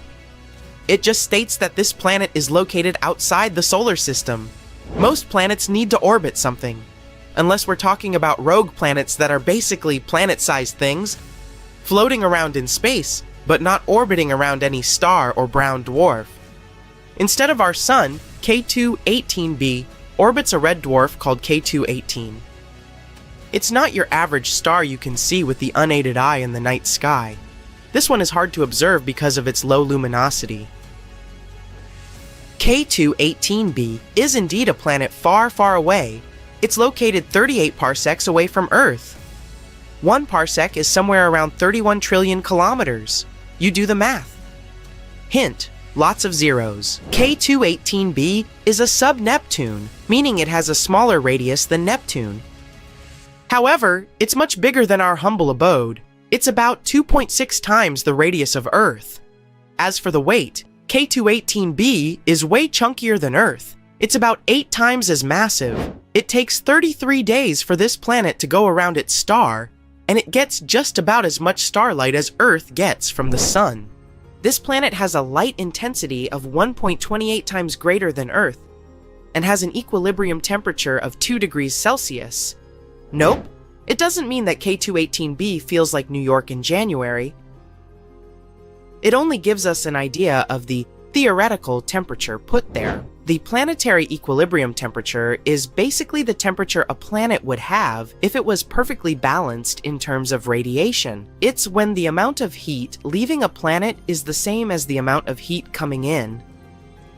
Trillions of miles that set us apart aren't a problem for potent telescopes such as the Kepler Space Telescope that discovered this planet, and the James Webb Space Telescope that is studying its atmosphere now. In 2019, scientists announced that they found water vapor in the atmosphere of exoplanet K218b, which sparked widespread interest toward this outlandish world. 4 years later, the Webb telescope detected carbon dioxide and methane swirling in the air of this guy. Carbon dioxide is basically our best friend here on Earth. Humans need it to breathe properly and keep our blood pH in check, and plants love the stuff too because it helps them make oxygen through photosynthesis. Obviously, we can't survive without it, without methane either. However, this little gem got some scientists buzzing with excitement even more due to the discovery of some funky dimethyl sulfide gas molecules in its atmosphere. In 2023, scientists from the University of Cambridge spotted carbon-based molecules like methane and carbon dioxide hanging out on K218b with the help of JWST. This could mean that this exoplanet might feature a hydrogen-rich atmosphere and a watery surface. There's a potential whiff of dimethyl sulfide, or simply DMS, in the mix. On Earth, this stuff is usually linked to life since it's normally produced by phytoplankton in the oceans. The fact that we're picking up hints of DMS on K218b is like finding a golden ticket in a cosmic chocolate bar.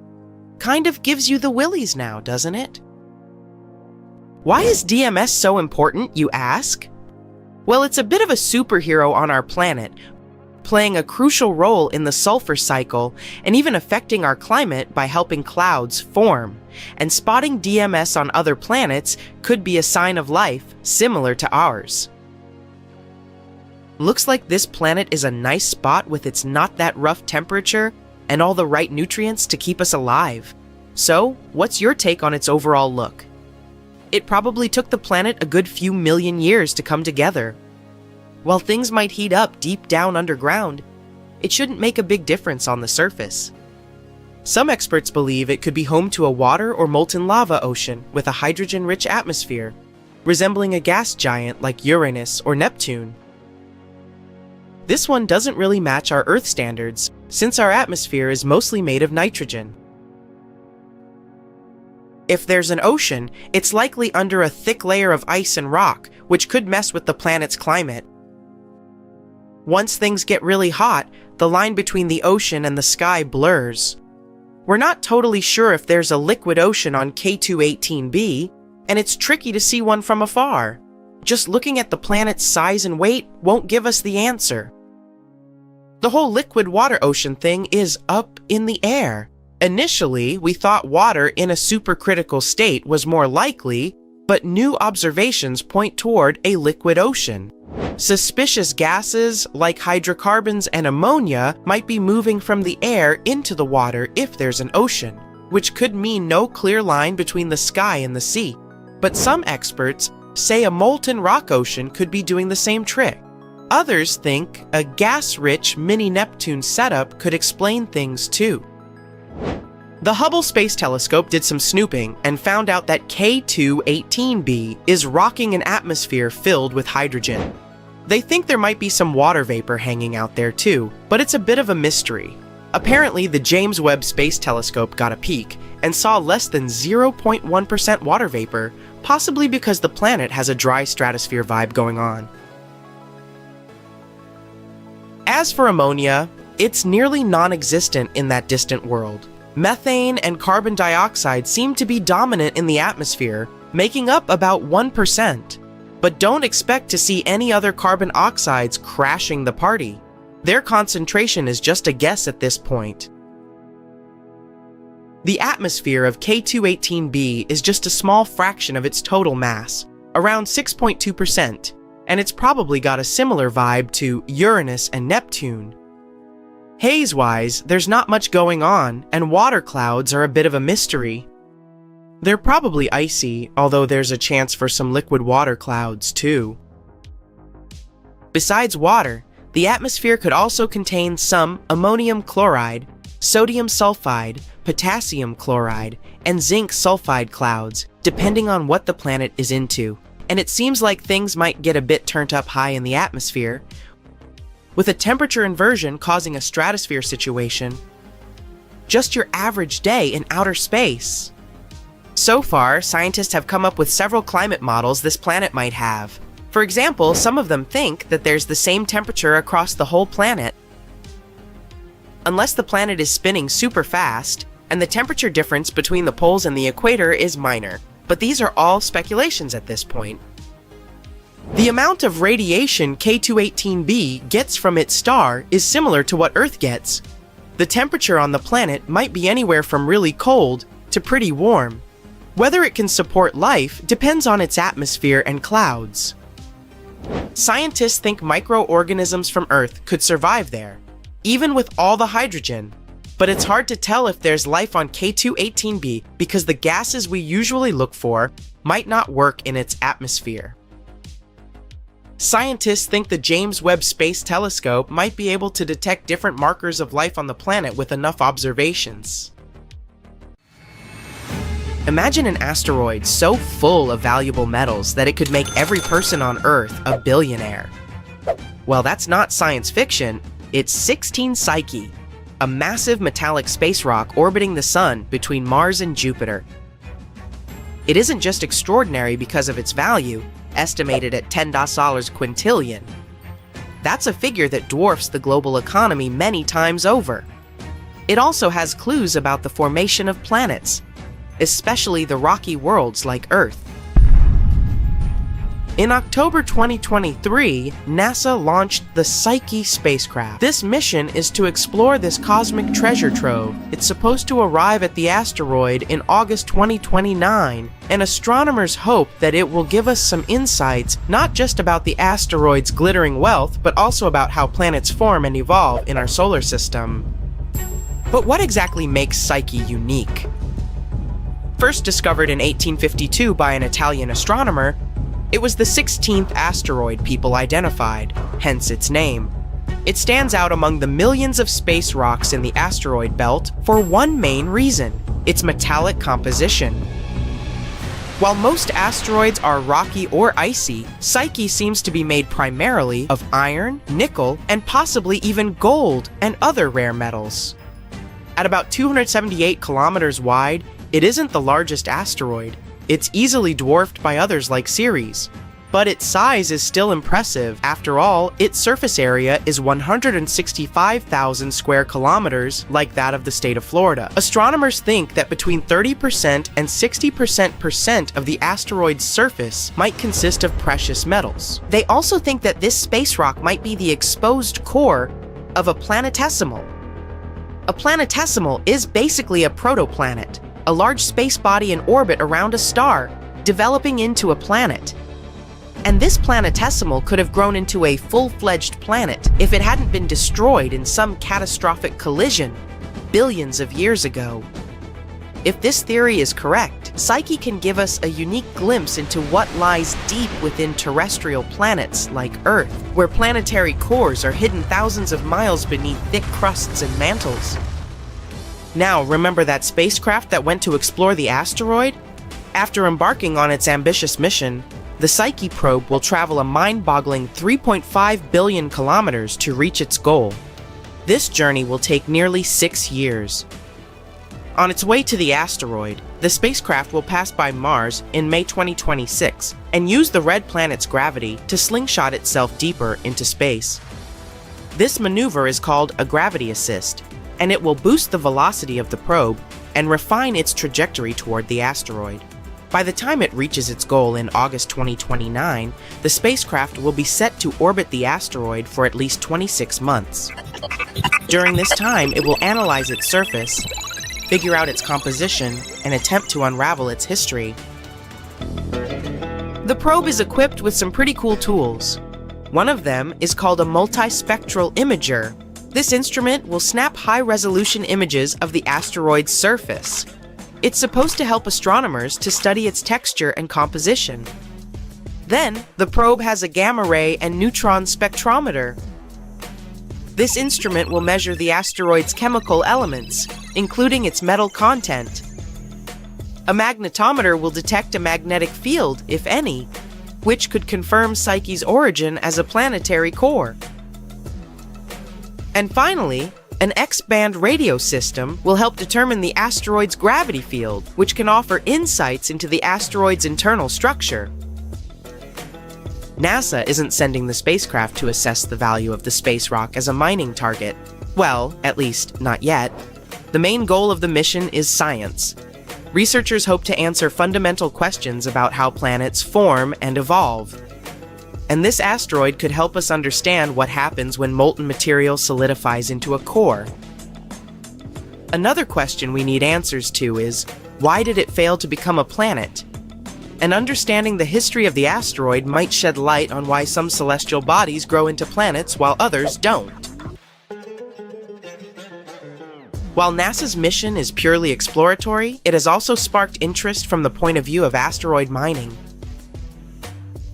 With its estimated worth of $10 quintillion, Psyche could theoretically supply enough raw materials to revolutionize industries on Earth. Mining it is likely to be decades away, if it ever happens altogether, but the idea still sounds amazing. At the same time, if the asteroid's metals were somehow brought to Earth, their abundance could cause the value of precious metals like gold to plummet, and it would wreak havoc on global markets. Speaking of valuable resources, let's find out how Earth got its own gold, platinum, and other rare metals. These elements, aka highly siderophile elements, have a cosmic origin story, and it's every bit as dramatic as Psyche's. These precious metals were born in violent cosmic events billions of years ago. Many appeared in colonovae, explosive collisions between neutron stars. These metals were then scattered across space and eventually became part of the gas and dust cloud that formed our solar system. When Earth formed, those metals sank toward its iron-rich core, but not all of them ended up deep inside the planet.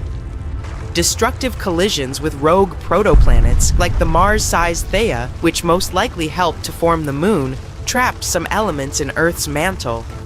Recent computer models have explained how this happened. After each major collision, Earth's surface temporarily became a magma ocean, a molten layer of rock.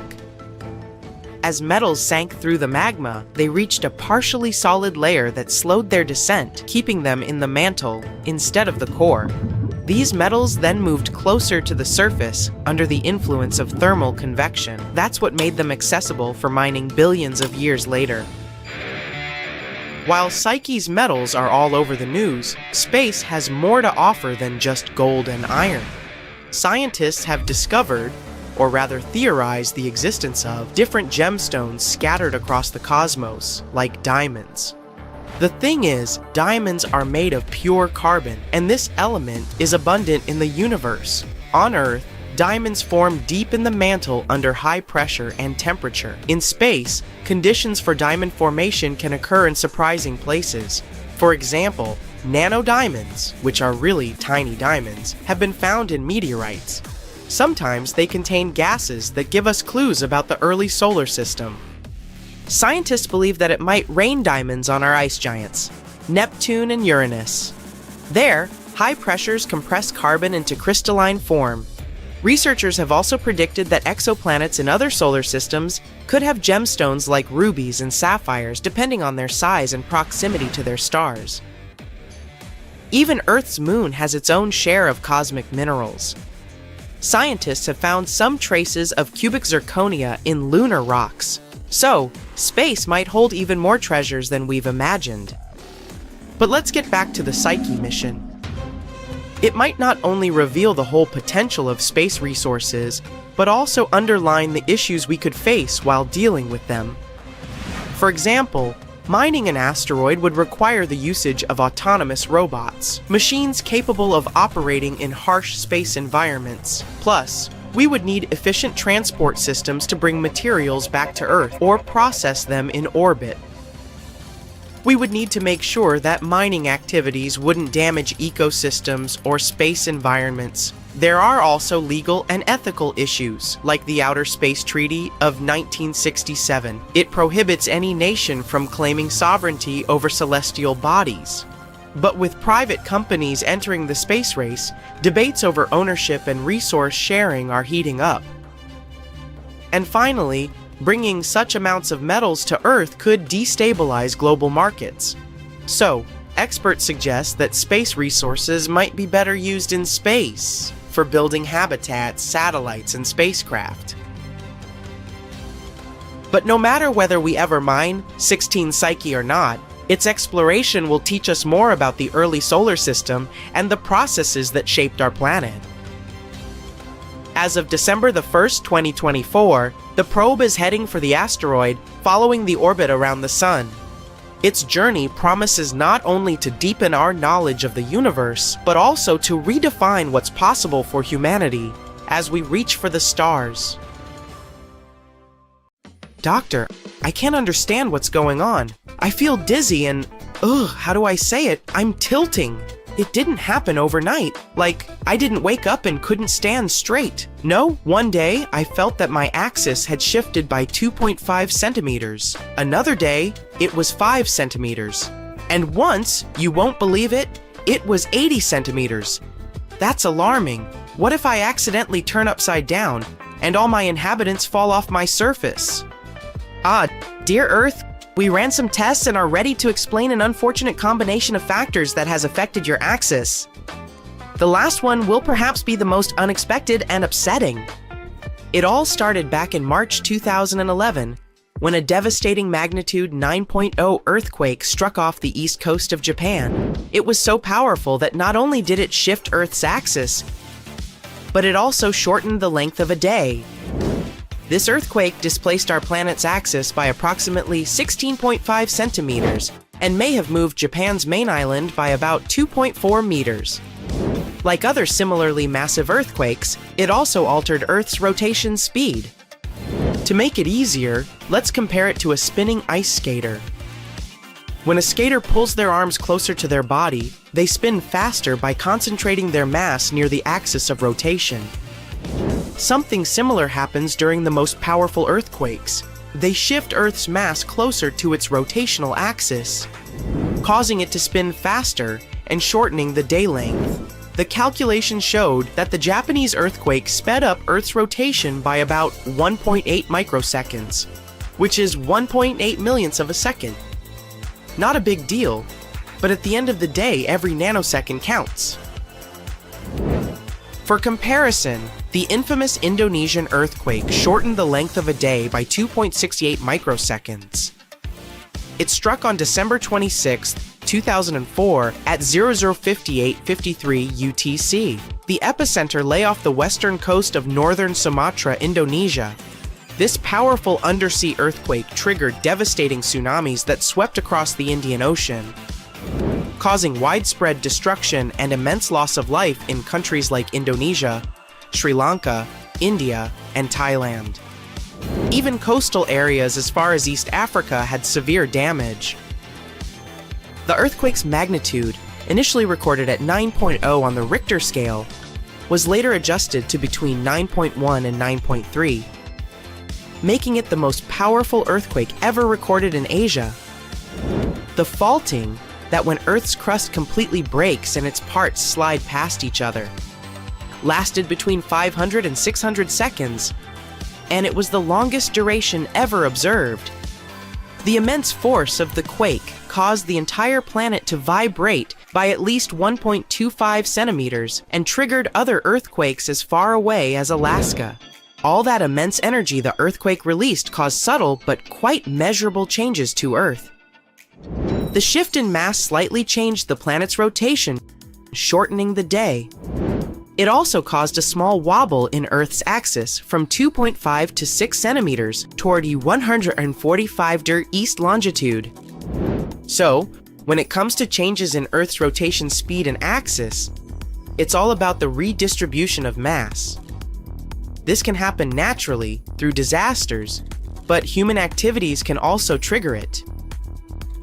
Take the Three Gorges Dam, for instance.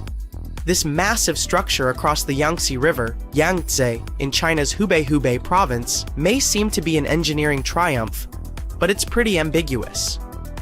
Finished in 2012 after nearly 20 years, this massive dam is 2,334 meters long and 185 meters high. And yes, it's so big that it can affect the way our planet spins. Its reservoir is capable of holding 39 cubic kilometers of water, has enough mass to slightly alter the Earth's rotational inertia, slightly slowing the planet's rotation. According to NASA, the Three Gorges Dam's reservoir could shift Earth's pole position by almost 2.5 centimeters and increase the length of a day by 0.06 microseconds. Dams aren't the only worry. If polar ice melts, water rushes into the oceans, hiking up sea levels, especially near the equator. This mass shift slows Earth's spin way more than dams do. You won't feel it day to day, but it can affect ultra-precise equipment, such as atomic clocks.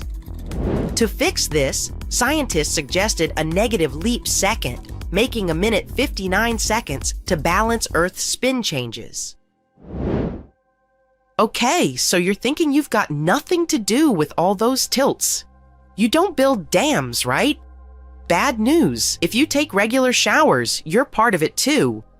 Every time you turn on the tap, you're affecting Earth's tilt, just a tiny bit. Thing is, our planet is always shifting and adapting, so even small actions like using water can influence its orientation. Over the past 2 decades, groundwater pumping has caused the Earth's tilt to shift by 80 centimeters.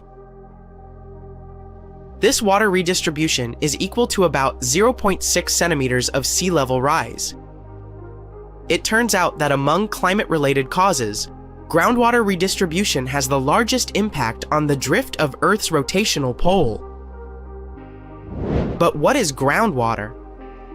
It's the water stored beneath the Earth's surface, filling the spaces in soil, sand, and rock. It comes from rain and other precipitation that seeps into the ground, collecting in underground reservoirs, aquifers. Unlike rivers and lakes, groundwater stays below the surface, acting like a natural water reserve. Thanks to it, we have a steady supply even during dry periods. Many people, especially in rural areas, rely on groundwater as their main source of drinking water. Farmers use it to irrigate crops, while industries depend on it for manufacturing and cooling systems. It sounds pretty harmless, doesn't it? How can something so useful cause our planet to shift? Well, a study covering data from 1993 to 2010 revealed that we've pumped about 2,150 gigatons of groundwater in that time. And this large-scale water removal has shifted the Earth's tilt and rotation. After we use groundwater, much of it eventually flows into the oceans, contributing to rising sea levels. In areas like Western North America and Northwestern India, people use a lot of groundwater. And it may have a connection to these shifts. Yikes, let's face it, all these findings are rather disturbing. But, understanding the impact of groundwater use is already a huge step in the right direction. Hey, I'm not done yet. This tilting issue isn't just about stuff happening on Earth. We also need to look at space. We've talked a lot about water, right? Well, you know that the moon has a big role in that. Its gravity is super important for forming tides and all that. So, one more thing that affects our planet a lot is the gradual movement of the moon away from Earth. These two bodies interact gravitationally, which makes Earth's rotation slow over time, even though significant events like earthquakes occasionally speed it up temporarily. How did we find it out? Glad you asked. Once someone paid attention to ancient corals. After analyzing them, scientists realized that Earth had once rotated much faster. The thing is, corals grow by laying down thin layers of calcium carbonate. They do it daily, and variations reflect seasonal changes. By counting these layers, scientists have calculated the number of days in a year millions of years ago. They found that Earth had about 420 days per year, 419 million years ago. But over time, the moon's influence has caused Earth's rotation to slow. And now we only have 365 days in a year. I feel robbed, At the moment, the moon is moving 4 centimeters away from Earth each year. That's about the same speed at which your fingernails grow. Astronomers have figured it out with the help of special mirrors placed on the moon during the Apollo missions. For over 50 years, researchers have been sending laser beams to these mirrors and measuring the time it took for the light to bounce back. In any case, dear Earth, at the moment your condition isn't critical. As for your inhabitants, they won't fall off your surface, all thanks to your gravity, pulling them toward your center. Just don't switch it off, and everything's gonna be fine. It was January 7th in 1610, when Italian astronomer Galileo Galilei made an astonishing discovery using his homemade telescope: 4 moons orbiting the planet Jupiter. By the way, these days you can make your own version of his telescope using cardboard tubes, lenses, and some super glue. The main point of this DIY telescope is to place 2 lenses at the correct distance from each other. You'll need 2 lenses. One lens should be concave, another one convex. So one lens is curved out, and the other one is curved in. Galileo's initial telescope was able to magnify objects approximately 8 times. He continued to improve it until it reached about 20 times the magnifying power. But let's get back to the main story, shall we? When he first looked at those 4 moons of Jupiter, he believed he was simply looking at a bunch of stars. But he soon noticed that these space objects seemed to be moving in a regular pattern. It took him a couple of weeks to figure out that what he was looking at were not stars, but moons circling Jupiter. Galileo initially named those moons Itaitu the Thuri and Ifar, but let's face it, those weren't the most creative names. As more moons in our galaxy were discovered later, the numerical system for naming them became confusing and impractical, so it lasted for just a few centuries. So these days, those 4 satellites, Jupiter's largest, are named Io, Europa, Ganymede, and Callisto. They're collectively known as the Galilean moons, to honor the man who first noticed them. Galileo's discovery was crucial for our later understanding of astronomy. It was initially believed that other objects revolved around the Earth, since it was seen as the center of the universe. We now know that there are hundreds of moons in our solar system. However, large moons, like those discovered by Galileo Galilei, are not so commonly stumbled upon. A moon is considered large when it's the size of our planet or bigger. Ganymede, for instance, is bigger than Mercury. We basically call Ganymede a moon just because it orbits Jupiter. Otherwise, it has all the other characteristics of a planet. It's no surprise that Jupiter has the biggest moons in the area. It beats all the other planets in our solar system in both size and mass. So no wonder it pulled in a lot of other objects towards it. Jupiter is believed to have in total almost 80 moons, with only 53 of them being given official names until today. The first of those Jupiterian moons to be discovered by Galileo was Io. What sets it apart is the fact that it has a lot of volcanoes. Io is the only space object to have active volcanoes in our solar system, apart from Earth. It's also nicknamed the Moon of Fire and Ice because of its sulfur dioxide snowfields. Io's outer layer is splotchy, featuring multiple colors like orange, black, yellow, white, and red. That's probably the reason why NASA described it as a giant pizza covered with melted cheese and splotches of tomato and ripe olives. Because of that sulfur, though, Io doesn't smell that appetizing, something similar to a rotten egg. There are more than 100 mountains on the surface of this moon. They are a lot larger than those we see on Earth, some being bigger than Mount Everest. On average, these mountains are 4 miles tall and 98 miles long. Because of those active volcanoes and the intense radiation on Io, there's little chance that life as we know it could exist here. But hey, who's to say it can't have life the way we don't know it? Next on the list of Galilean moons is Europa, the smallest of the four. It's comparable in size to the moon. Europa has an entirely icy surface, with just a bunch of craters scattered here and there. Because of that outer layer, Europa is very reflective, making it one of the brightest moons out there.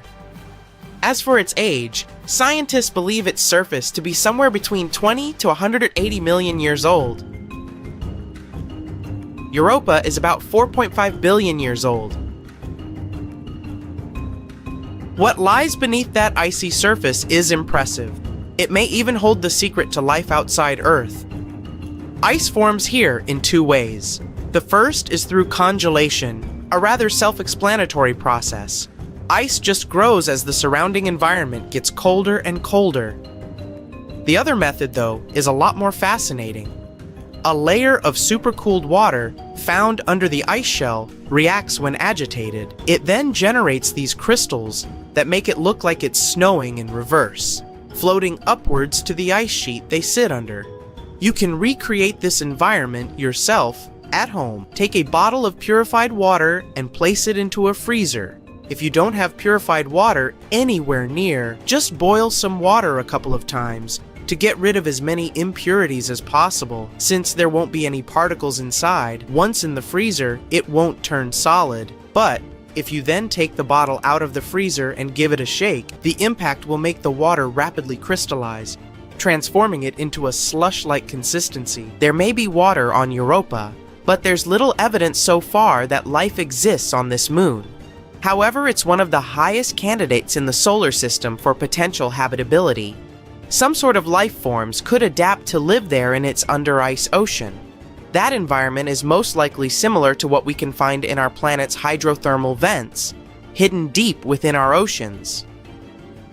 The amount of oxygen in Europa's atmosphere is very little, but in 2013, NASA gave away some cool evidence. This, yet again, supports the theory that there's the potential for life on this moon. It seems that Europa might be venting water into space. If this is confirmed by future observations, it could also mean that Europa is geologically active. It could also come in handy if we'd manage to study water sources one day. The largest of those Galilean moons is Ganymede. It's also the biggest moon in our solar system altogether. It's a low-density space object similar to Mercury in size but having only half its mass. However, Ganymede is the only moon out there to feature its own magnetic field. It's quite small though, and we can barely notice it from Earth since it's overshadowed by Jupiter's much more powerful magnetic field. Another cool aspect of Ganymede is that its atmosphere contains oxygen. Don't get too excited. It's not nearly enough to support any life forms living there. Back in December 2021, a 50-second audio clip was released, which was previously recorded by NASA's probe on its Ganymede flyby.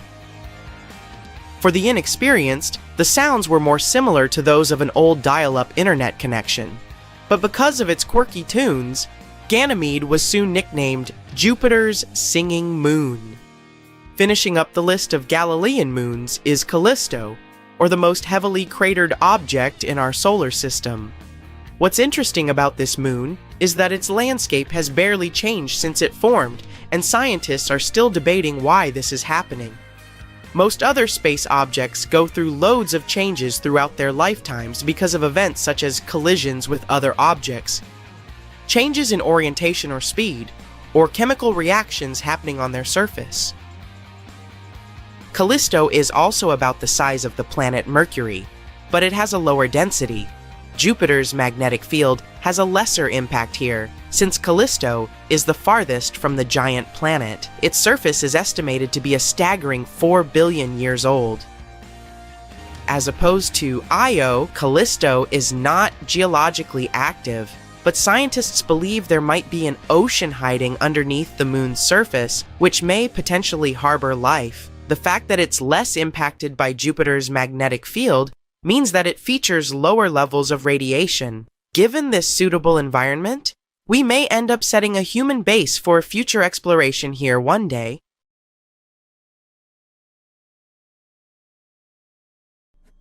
When you explode planets, things get red hot. Atmospheres are stripped away, stuff is flying apart, everything collapses. The world becomes brighter than a dozen suns. You squeeze your eyes shut and cover your ears. Your hair stands on end. The sheer power of a cosmic blast is terrifying. Sometime before the explosion, you're hovering in almost complete darkness.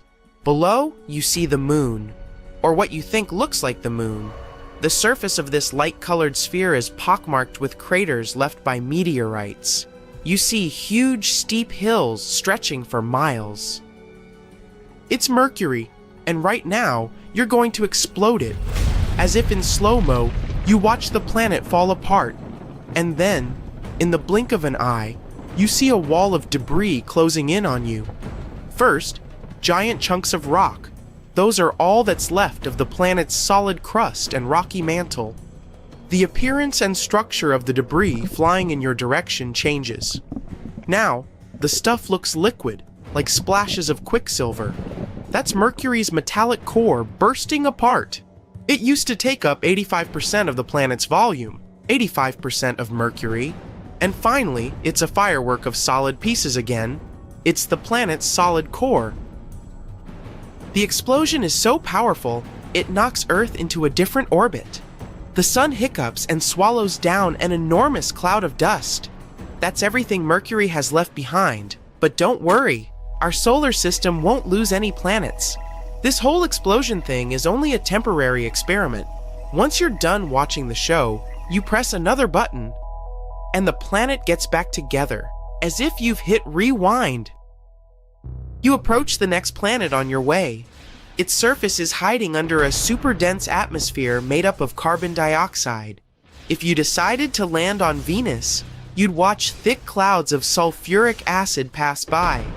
You'd see the planet's surface, reddish-brown, dry, and incredibly hot. You'd probably walk across flat, smooth plains covering 2/3 of the planet's surface. You'd gawk at volcanoes littering Venus, all 1/600 of them. Unfortunately, you won't be able to do that because you pressed the button. Boom! Huge chunks of basalt fly away from the center of the explosion. That used to be the planet's 12-mile thick crust, but 12-18 kilo. Then you spot bright, burning meteors flying toward you at incredible speed. Those are chunks of Venus's molten rocky mantle. The fire rain seems endless, Maybe because the mantle was 200 miles thick. But that's not the most massive part of the planet. The power of the explosion forces apart Venus's metallic iron core. This core used to be twice as wide as the mantle. You reach a blue marble of your home planet. What will its insides look like scattered in space? From above, Earth looks pretty. 71% of its surface is blue because of all that water, seas and oceans. There are also areas of green, yellow, and brown and white swirls. You press the button. The planet bursts apart in a hailstorm of rocks. They're what's left from Earth's thin crust and much, much thicker mantle. It used to take up nearly 84% of the entire planet's volume. 84% of Earth. You see the rocky rain change into something way more liquid. It's scorching hot iron and nickel that used to make up Earth's outer core. The metals weren't under enough pressure to be solid. The bang is so powerful that it takes apart Earth's inner core. It used to be a solid ball of iron and nickel. After the pieces fly apart, they follow their own orbits around the sun. The most massive chunks crash into the moon, and some travel further and get swallowed by our star. You can't linger. The red planet is waiting for you. The surface of Mars is covered with rusty-colored dust. The thickness of the dust layer varies from area to area, but in most places, it's 7 ft thick. The ground is colored gold, brown, tan, and even greenish. The hue depends on the minerals that make up the soil. The planet's surface is rocky. It's covered with dry lake beds, craters, volcanoes, and canyons. Bang! Mars is a rocky planet. You have to dodge mountain-sized chunks of crust made up of volcanic basalt rock. What you see next looks as if you've blown up huge amounts of soft, rocky toothpaste. That used to be Mars's mantle, composed of oxygen, silicates, and other minerals. And then the flying pieces get solid again. It's the planet's core's turn. It was solid, made mostly of iron, nickel, and sulfur. Billions and trillions of fragments of all sizes, from a small moon to pieces several feet wide, get launched in all directions. But only very few parts have enough momentum to leave the solar system. The whole event slightly changes Earth's orbit, and the temperature on our planet goes up by 18 IF. You leave rocky planets behind and close in on the first gas giant on your way. It's Jupiter. Thick brown, yellow, red, and white clouds hide its surface. They make the planet look colorful and beautifully striped. You hit the button. This time the view is different. Instead of chunks of solid crust, you see jet streams of gas accelerating from the planet's center. It's what used to be Jupiter's atmosphere, made up of hydrogen and helium gas. In no time, the matter hurtling away to space turns liquid. That's hydrogen changing its form under immense atmospheric pressure closer to the center of the planet. A bit later, the liquid is already a mixture of metallic hydrogen and helium. And finally, something solid. It was probably Jupiter's core, 14 to 18 times the mass of Earth. The gas giant's diameter was about 90,000 miles, but the blast lasts no more than half a second. The explosion of Jupiter is so strong it evaporates smaller planets like Mars and Earth. The sun remains pretty much untouched. It gets hotter and kinda unstable for a bit, but it doesn't last long. The next gas giant on your way is Saturn. At first sight, it looks as if the planet has a surface. The seemingly solid yellowish-brown sphere is surrounded by layers of clouds. Saturn's trademark rings are awesome and colorful. Gray, beige, and tan. They're actually groups of tiny ringlets that are made up of floating chunks of water ice, rocks, and dust. These chunks range in size from specks to massive skyscraper-sized pieces. While orbiting Saturn, they keep colliding, and larger pieces get shattered. You're surprised to see that the rings aren't perfectly round. They have bends caused by the gravitational pull from the nearby moons. 53 of them are confirmed. Titan, an icy world bigger than our moon and even Mercury, is the largest. What you see looks eerily similar to what happened when you exploded Jupiter. There's only one difference. Saturn's rings break apart, sending rocks and ice flying into space at incredible speed. The largest pieces crash with the planet's moons, wiping away the smallest of them. You see streams of gas, mostly hydrogen and helium, with a bit of methane, ammonia, and water. They're moving at breakneck speed away from where the center of the planet used to be. After that, splashes of liquid matter. That's liquid hydrogen that later turns metallic. And finally, the chunks of the solid core made up of rocky materials.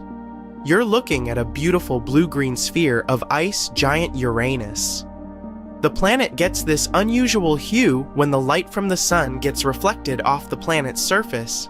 Plus, Uranus's atmosphere is mostly hydrogen and helium, with traces of methane gas that absorb the red light. Anyway, bang! This time, it's massive blobs of ice that are hurtling in your direction first.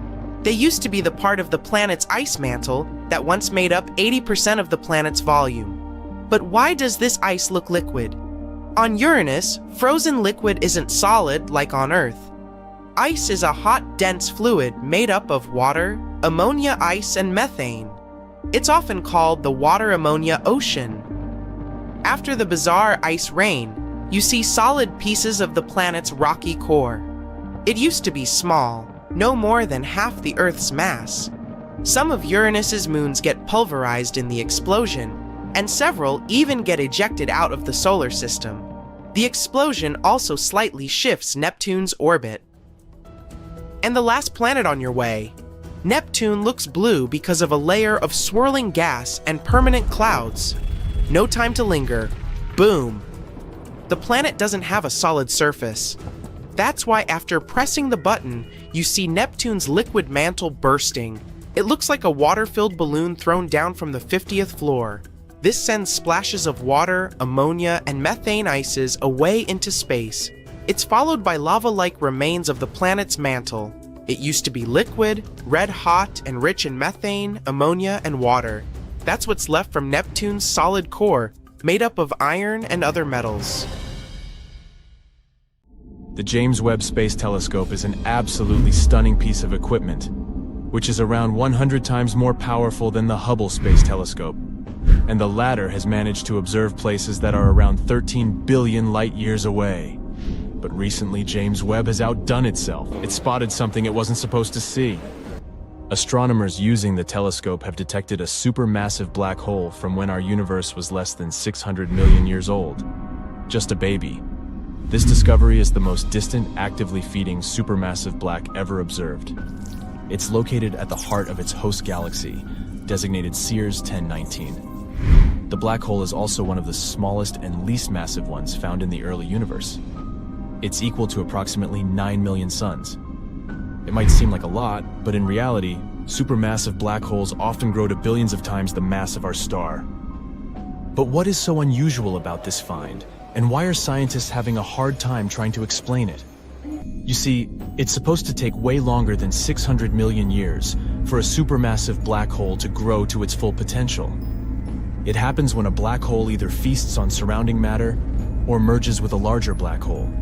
Even black holes similar to the one at the center of our Milky Way galaxy, which is almost 4.5 million times the mass of our sun, are supposed to be seen in the more recent universe.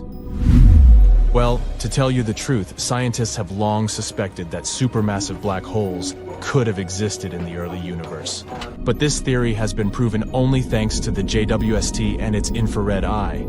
It has shown that the black hole Sears 1019 is actively munching on all the matter it can lay its hands on. Such feeding black holes are usually surrounded by swirls of gas and dust falling inside them. Such swirls are also called accretion disks. The gravitational force of a black hole heats this matter, which makes the disk shine bright like a diamond. Sorry, but that's not all. Strong magnetic fields produced in the process channel the matter to the poles of the black hole. And from time to time, this matter is blasted out of there in twin powerful jets. They move at a speed that is close to the speed of light, which generates incredibly bright light. By the way, astronomers were watching the galaxy hosting the unusually old black hole as part of the Cosmic Evolution Early Release Synth survey. They saw the galaxy as it was when the universe, which is around 13.8 billion years old now, was a mere 570 million years old. Besides the main character of this video, scientists spotted two other black holes. Those probably appeared 1 in 1.1 billion years after the Big Bang, and 11 ancient galaxies that existed between 470 and 675 million years after the beginning of cosmic history. The coolest thing about all these discoveries is that until recently, all research about things that existed in the early universe was mostly theoretical. But now, with the help of the James Webb Telescope, astronomers can not only see galaxies and black holes at unimaginable distances, but they can also measure them. This isn't the only discovery connected with black holes made recently. For example, not so long ago, scientists saw two stars slow down in their orbits around black holes, and concluded it was most likely the result of drag produced by dark matter. It was the first time astronomers might have discovered some indirect evidence that huge amounts of dark matter could surround black holes. Now, about that dark matter. What is it, and what does it consist of? Our universe consists of normal matter, and dark energy. Normal matter, which is everything you can see with your own eyes or with the help of instruments, makes up around 5% of the universe. Since it's such a small fraction of the universe, maybe we shouldn't call it normal? Dark energy takes up around 68%, and about 27% of the universe is dark matter. This dark matter is just one more space thing that confuses scientists to no end. If dark energy is a force responsible for the expansion of the universe, dark matter is supposed to explain how objects work together. Potential candidates for dark matter vary from strange particles to super dim objects. But even though astronomers can't grasp what exactly dark matter is, they know for sure what it isn't. This matter is dark, so we can rule out visible stars and planets. It also can't be dark clouds of normal matter. Otherwise, scientists would be able to detect it. Dark matter is not antimatter, since astronomers don't see unique gamma rays that appear when antimatter comes in contact with matter. And neither is dark matter gigantic galaxy-sized black holes. In other words, dark matter is still as much of a mystery to us as dark energy. Anyway, back to the potential dark matter discovered around the black holes. If it is confirmed, it'll be a great breakthrough in dark matter research. What helped scientists come up with this idea is that dark matter interacts gravitationally, influencing ordinary matter. So, a team of researchers watched the orbits of two stars decay by about 1 millisecond per year, while they were circling their companion black holes. The scientists concluded that these changes in speed were the result of dark matter generating friction and a drag on the stars. With the help of computer simulations of the black hole systems, the team tested a model widely known in cosmology. It's called the Dark Matter Dynamic Friction Model, and it predicts a certain loss of momentum by objects that are gravitationally interacting with dark matter. And guess what? The simulation matched these predictions. The results of this research helped to confirm a theory that had existed for a long time, that black holes can actually swallow dark matter that comes too close. As a result, dark matter gets redistributed around black holes, creating areas with different densities, which can influence the orbits of surrounding objects, like the stars we've been talking about. Speaking of black holes, there's a theory that primordial black holes could actually be dark matter. This type of black hole is hypothetical since scientists have never got any real proof of their existence. Such holes are insanely old and quite tiny. By black hole standards, that is. Astronomers believe they could appear several milliseconds after the Big Bang. At that time, stars and galaxies weren't born yet. It means primordial black holes probably witnessed the entire history of the universe. By now, the smallest primordial black holes have most likely evaporated away, but some bigger ones can still be scattered out there in space. If primordial black holes indeed existed, they could appear because in some regions of space, it was hotter, other regions were cooler, and some areas were extremely dense. Scientists believe these dense spots could collapse into primordial black holes. The most curious thing, though, these holes might be so small exactly because they popped up right after the Big Bang. The thing is, the longer it took a black hole to appear, the larger it was. The mass difference between older, smaller, and younger, bigger black holes was incredible. Compare the mass 1,000 times greater than our sun's and that of a pea. There you go. Anyway, the idea of the connection between primordial black holes and dark matter, or rather, the idea of them being the same thing, remained unpopular for decades. But recently, scientists have realized there are many more black holes in the universe than they used to think, and it means that the theory might actually work. And the vast and still hidden from us population of Big Bang black holes could not only make up but be dark matter. After all, astronomers haven't discovered a single dark matter particle yet, even after decades of searching. The universe is a big, mysterious, and ever-changing place. But just like we have baby photos that show how we looked when we were little, scientists also have a baby picture of the universe. Only they were able to look 14 billion years into the past. How is it possible? Well, let's figure it out. Imagine winning the Oscars of science for a picture that shows the entire universe when it was just a baby. Scientists achieved this fantastic feat using NASA's Wilkinson Microwave Anisotropy probe. To take this picture, they built a super cool satellite, launched it into space, and collected massive amounts of data about the universe. This image turned out to be a cosmic treasure trove. It helped answer some of the universe's biggest questions, but also revealed a few new mysteries. This groundbreaking data confirmed the standard model of cosmology and told us that our universe is around 13.7 billion years old. Plus, it showed us that the elements in our regular periodic table make up only a tiny fraction of the universe's recipe. To be honest, this is not quite a photo in the usual sense. Of course, we cannot actually photograph what happened so long ago. The picture we're talking about is called the Cosmic Microwave Background, or CMB for short. Now, the CMB is like a faint glowing light that fills up the entire universe in every direction. These clues that can help us understand how the universe evolved into what it is today. CMB is a super cool glow that fills up the entire universe. You see, when you look through a regular telescope, the space between stars and galaxies seems pretty dark. But with an amazing radio telescope, we can actually detect that this empty dark space is filled with a super faint and even glow. This glow is all around us, and it's not coming from any star or galaxy. This is the cosmic microwave background, and it's strongest in the microwave part of the radio spectrum. The CMB is a frozen treasure, super chilly at around 270.6 degrees Celsius. Brrr, that's colder than any winter you've experienced. This ancient light formed about 380,000 years after the Big Bang, which happened around 14 billion years ago. So, we're looking way back in time. In the beginning, the universe was like a thick fog of incredibly hot plasma. It was almost 277,760 degrees Celsius.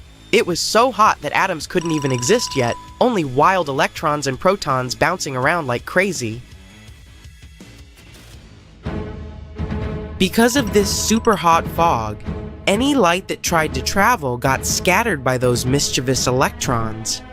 It was basically like trying to see through a foggy car windshield. But then, the universe started expanding in all directions, just like a cosmic balloon getting bigger and bigger. And it's still expanding today. As the universe did that, it began to cool down. When it turned 380,000 years old, it finally cooled enough for electrons and protons to come together. These tiny particles started to combine, forming mostly hydrogen atoms. When that happened, the universe finally became transparent, like a clear window. The moment of this magical transition is called the recombination epoch. Once the foggy era ended, the light could travel freely. The universe became like a vast playground for light to bounce around and explore. And as you know, light has a certain speed, 300,000 kilometers per second, to be specific, and it takes some time for light from distant places to reach us. So in other words, the CMB is the oldest light in the universe. It's like a capture from a moment when the universe just started to become clear and transparent. As this light traveled through space, it went through all sorts of adventures, like the formation of stars and galaxies. Along the way, it lost some energy and transformed into microwaves, which our eyes can't see, and that can be detected only with special tools. Also, there are some tricky things that can mess with the data. For example, galaxy clusters. These are big groups of galaxies hanging out together in space.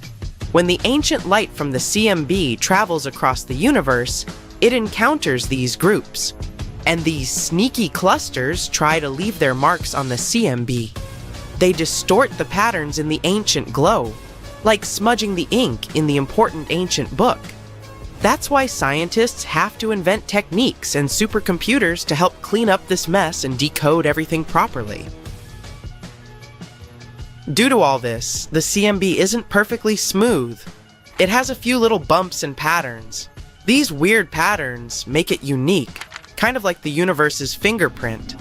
Scientists have been using amazing tools like the Cosmic Background Explorer and Wilkinson Microwave Anisotropy Probe to study these patterns. The COBE, our cosmic camera, took the first ever map of the sky in microwaves from 1989 to 1993. Why do we study it? Well, because the CMB can help us learn so much about the early universe, stuff like how it expanded, how much normal matter and mysterious dark matter it had, and even the overall shape of the universe, and much more. We're basically playing detective with the cosmos, trying to decode the mysteries of our world by little clues and prints. What are the results? Well, awesome tools like the Wilkinson Microwave Anisotropy Probe helped us to learn more incredible facts. For example, we found out that we can actually only see 5% of the universe. Imagine the universe as a cosmic pie. Scientists learned that 68% of it is made up of something called dark energy, and 27% is dark matter. Only a tiny 5% is made of normal matter, the one that we, humans, can see.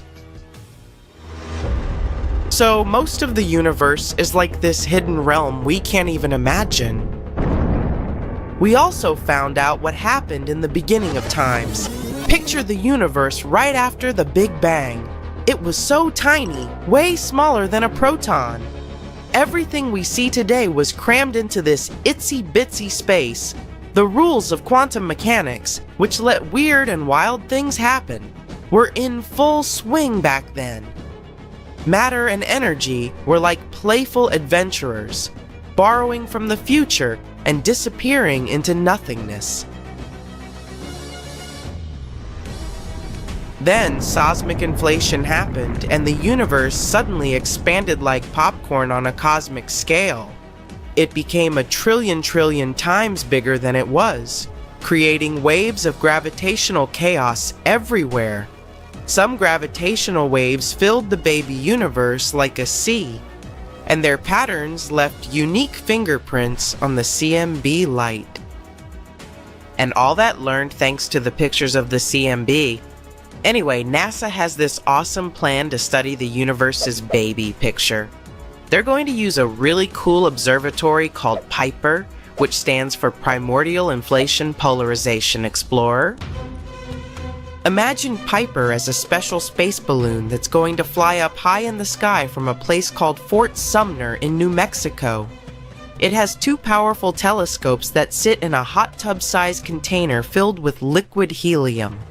This liquid helium is super cold at around 269 degrees Celsius. But PIPER loves the chill because it's extremely sensitive. What is its mission? To learn all about the early days of the universe. right from its first baby picture. When Piper is up there, it's going to look very carefully at the CMB, trying to find some hidden patterns that hold the secrets of how the universe grew and changed over time. This spy with a magnifying glass will be examining 85% of the sky. Piper's launch is scheduled for late September. You can even watch the exciting balloon filling action live on the Columbia Scientific Balloon Facility website. It's going to be out of this world fun. So, the cosmic microwave background is like a time-traveling storyteller, giving us valuable clues about the universe's incredible past. Isn't that awesome? Space is full of surprises, and there's so much more to discover. Keep your eyes on the stars, and who knows what else we'll find.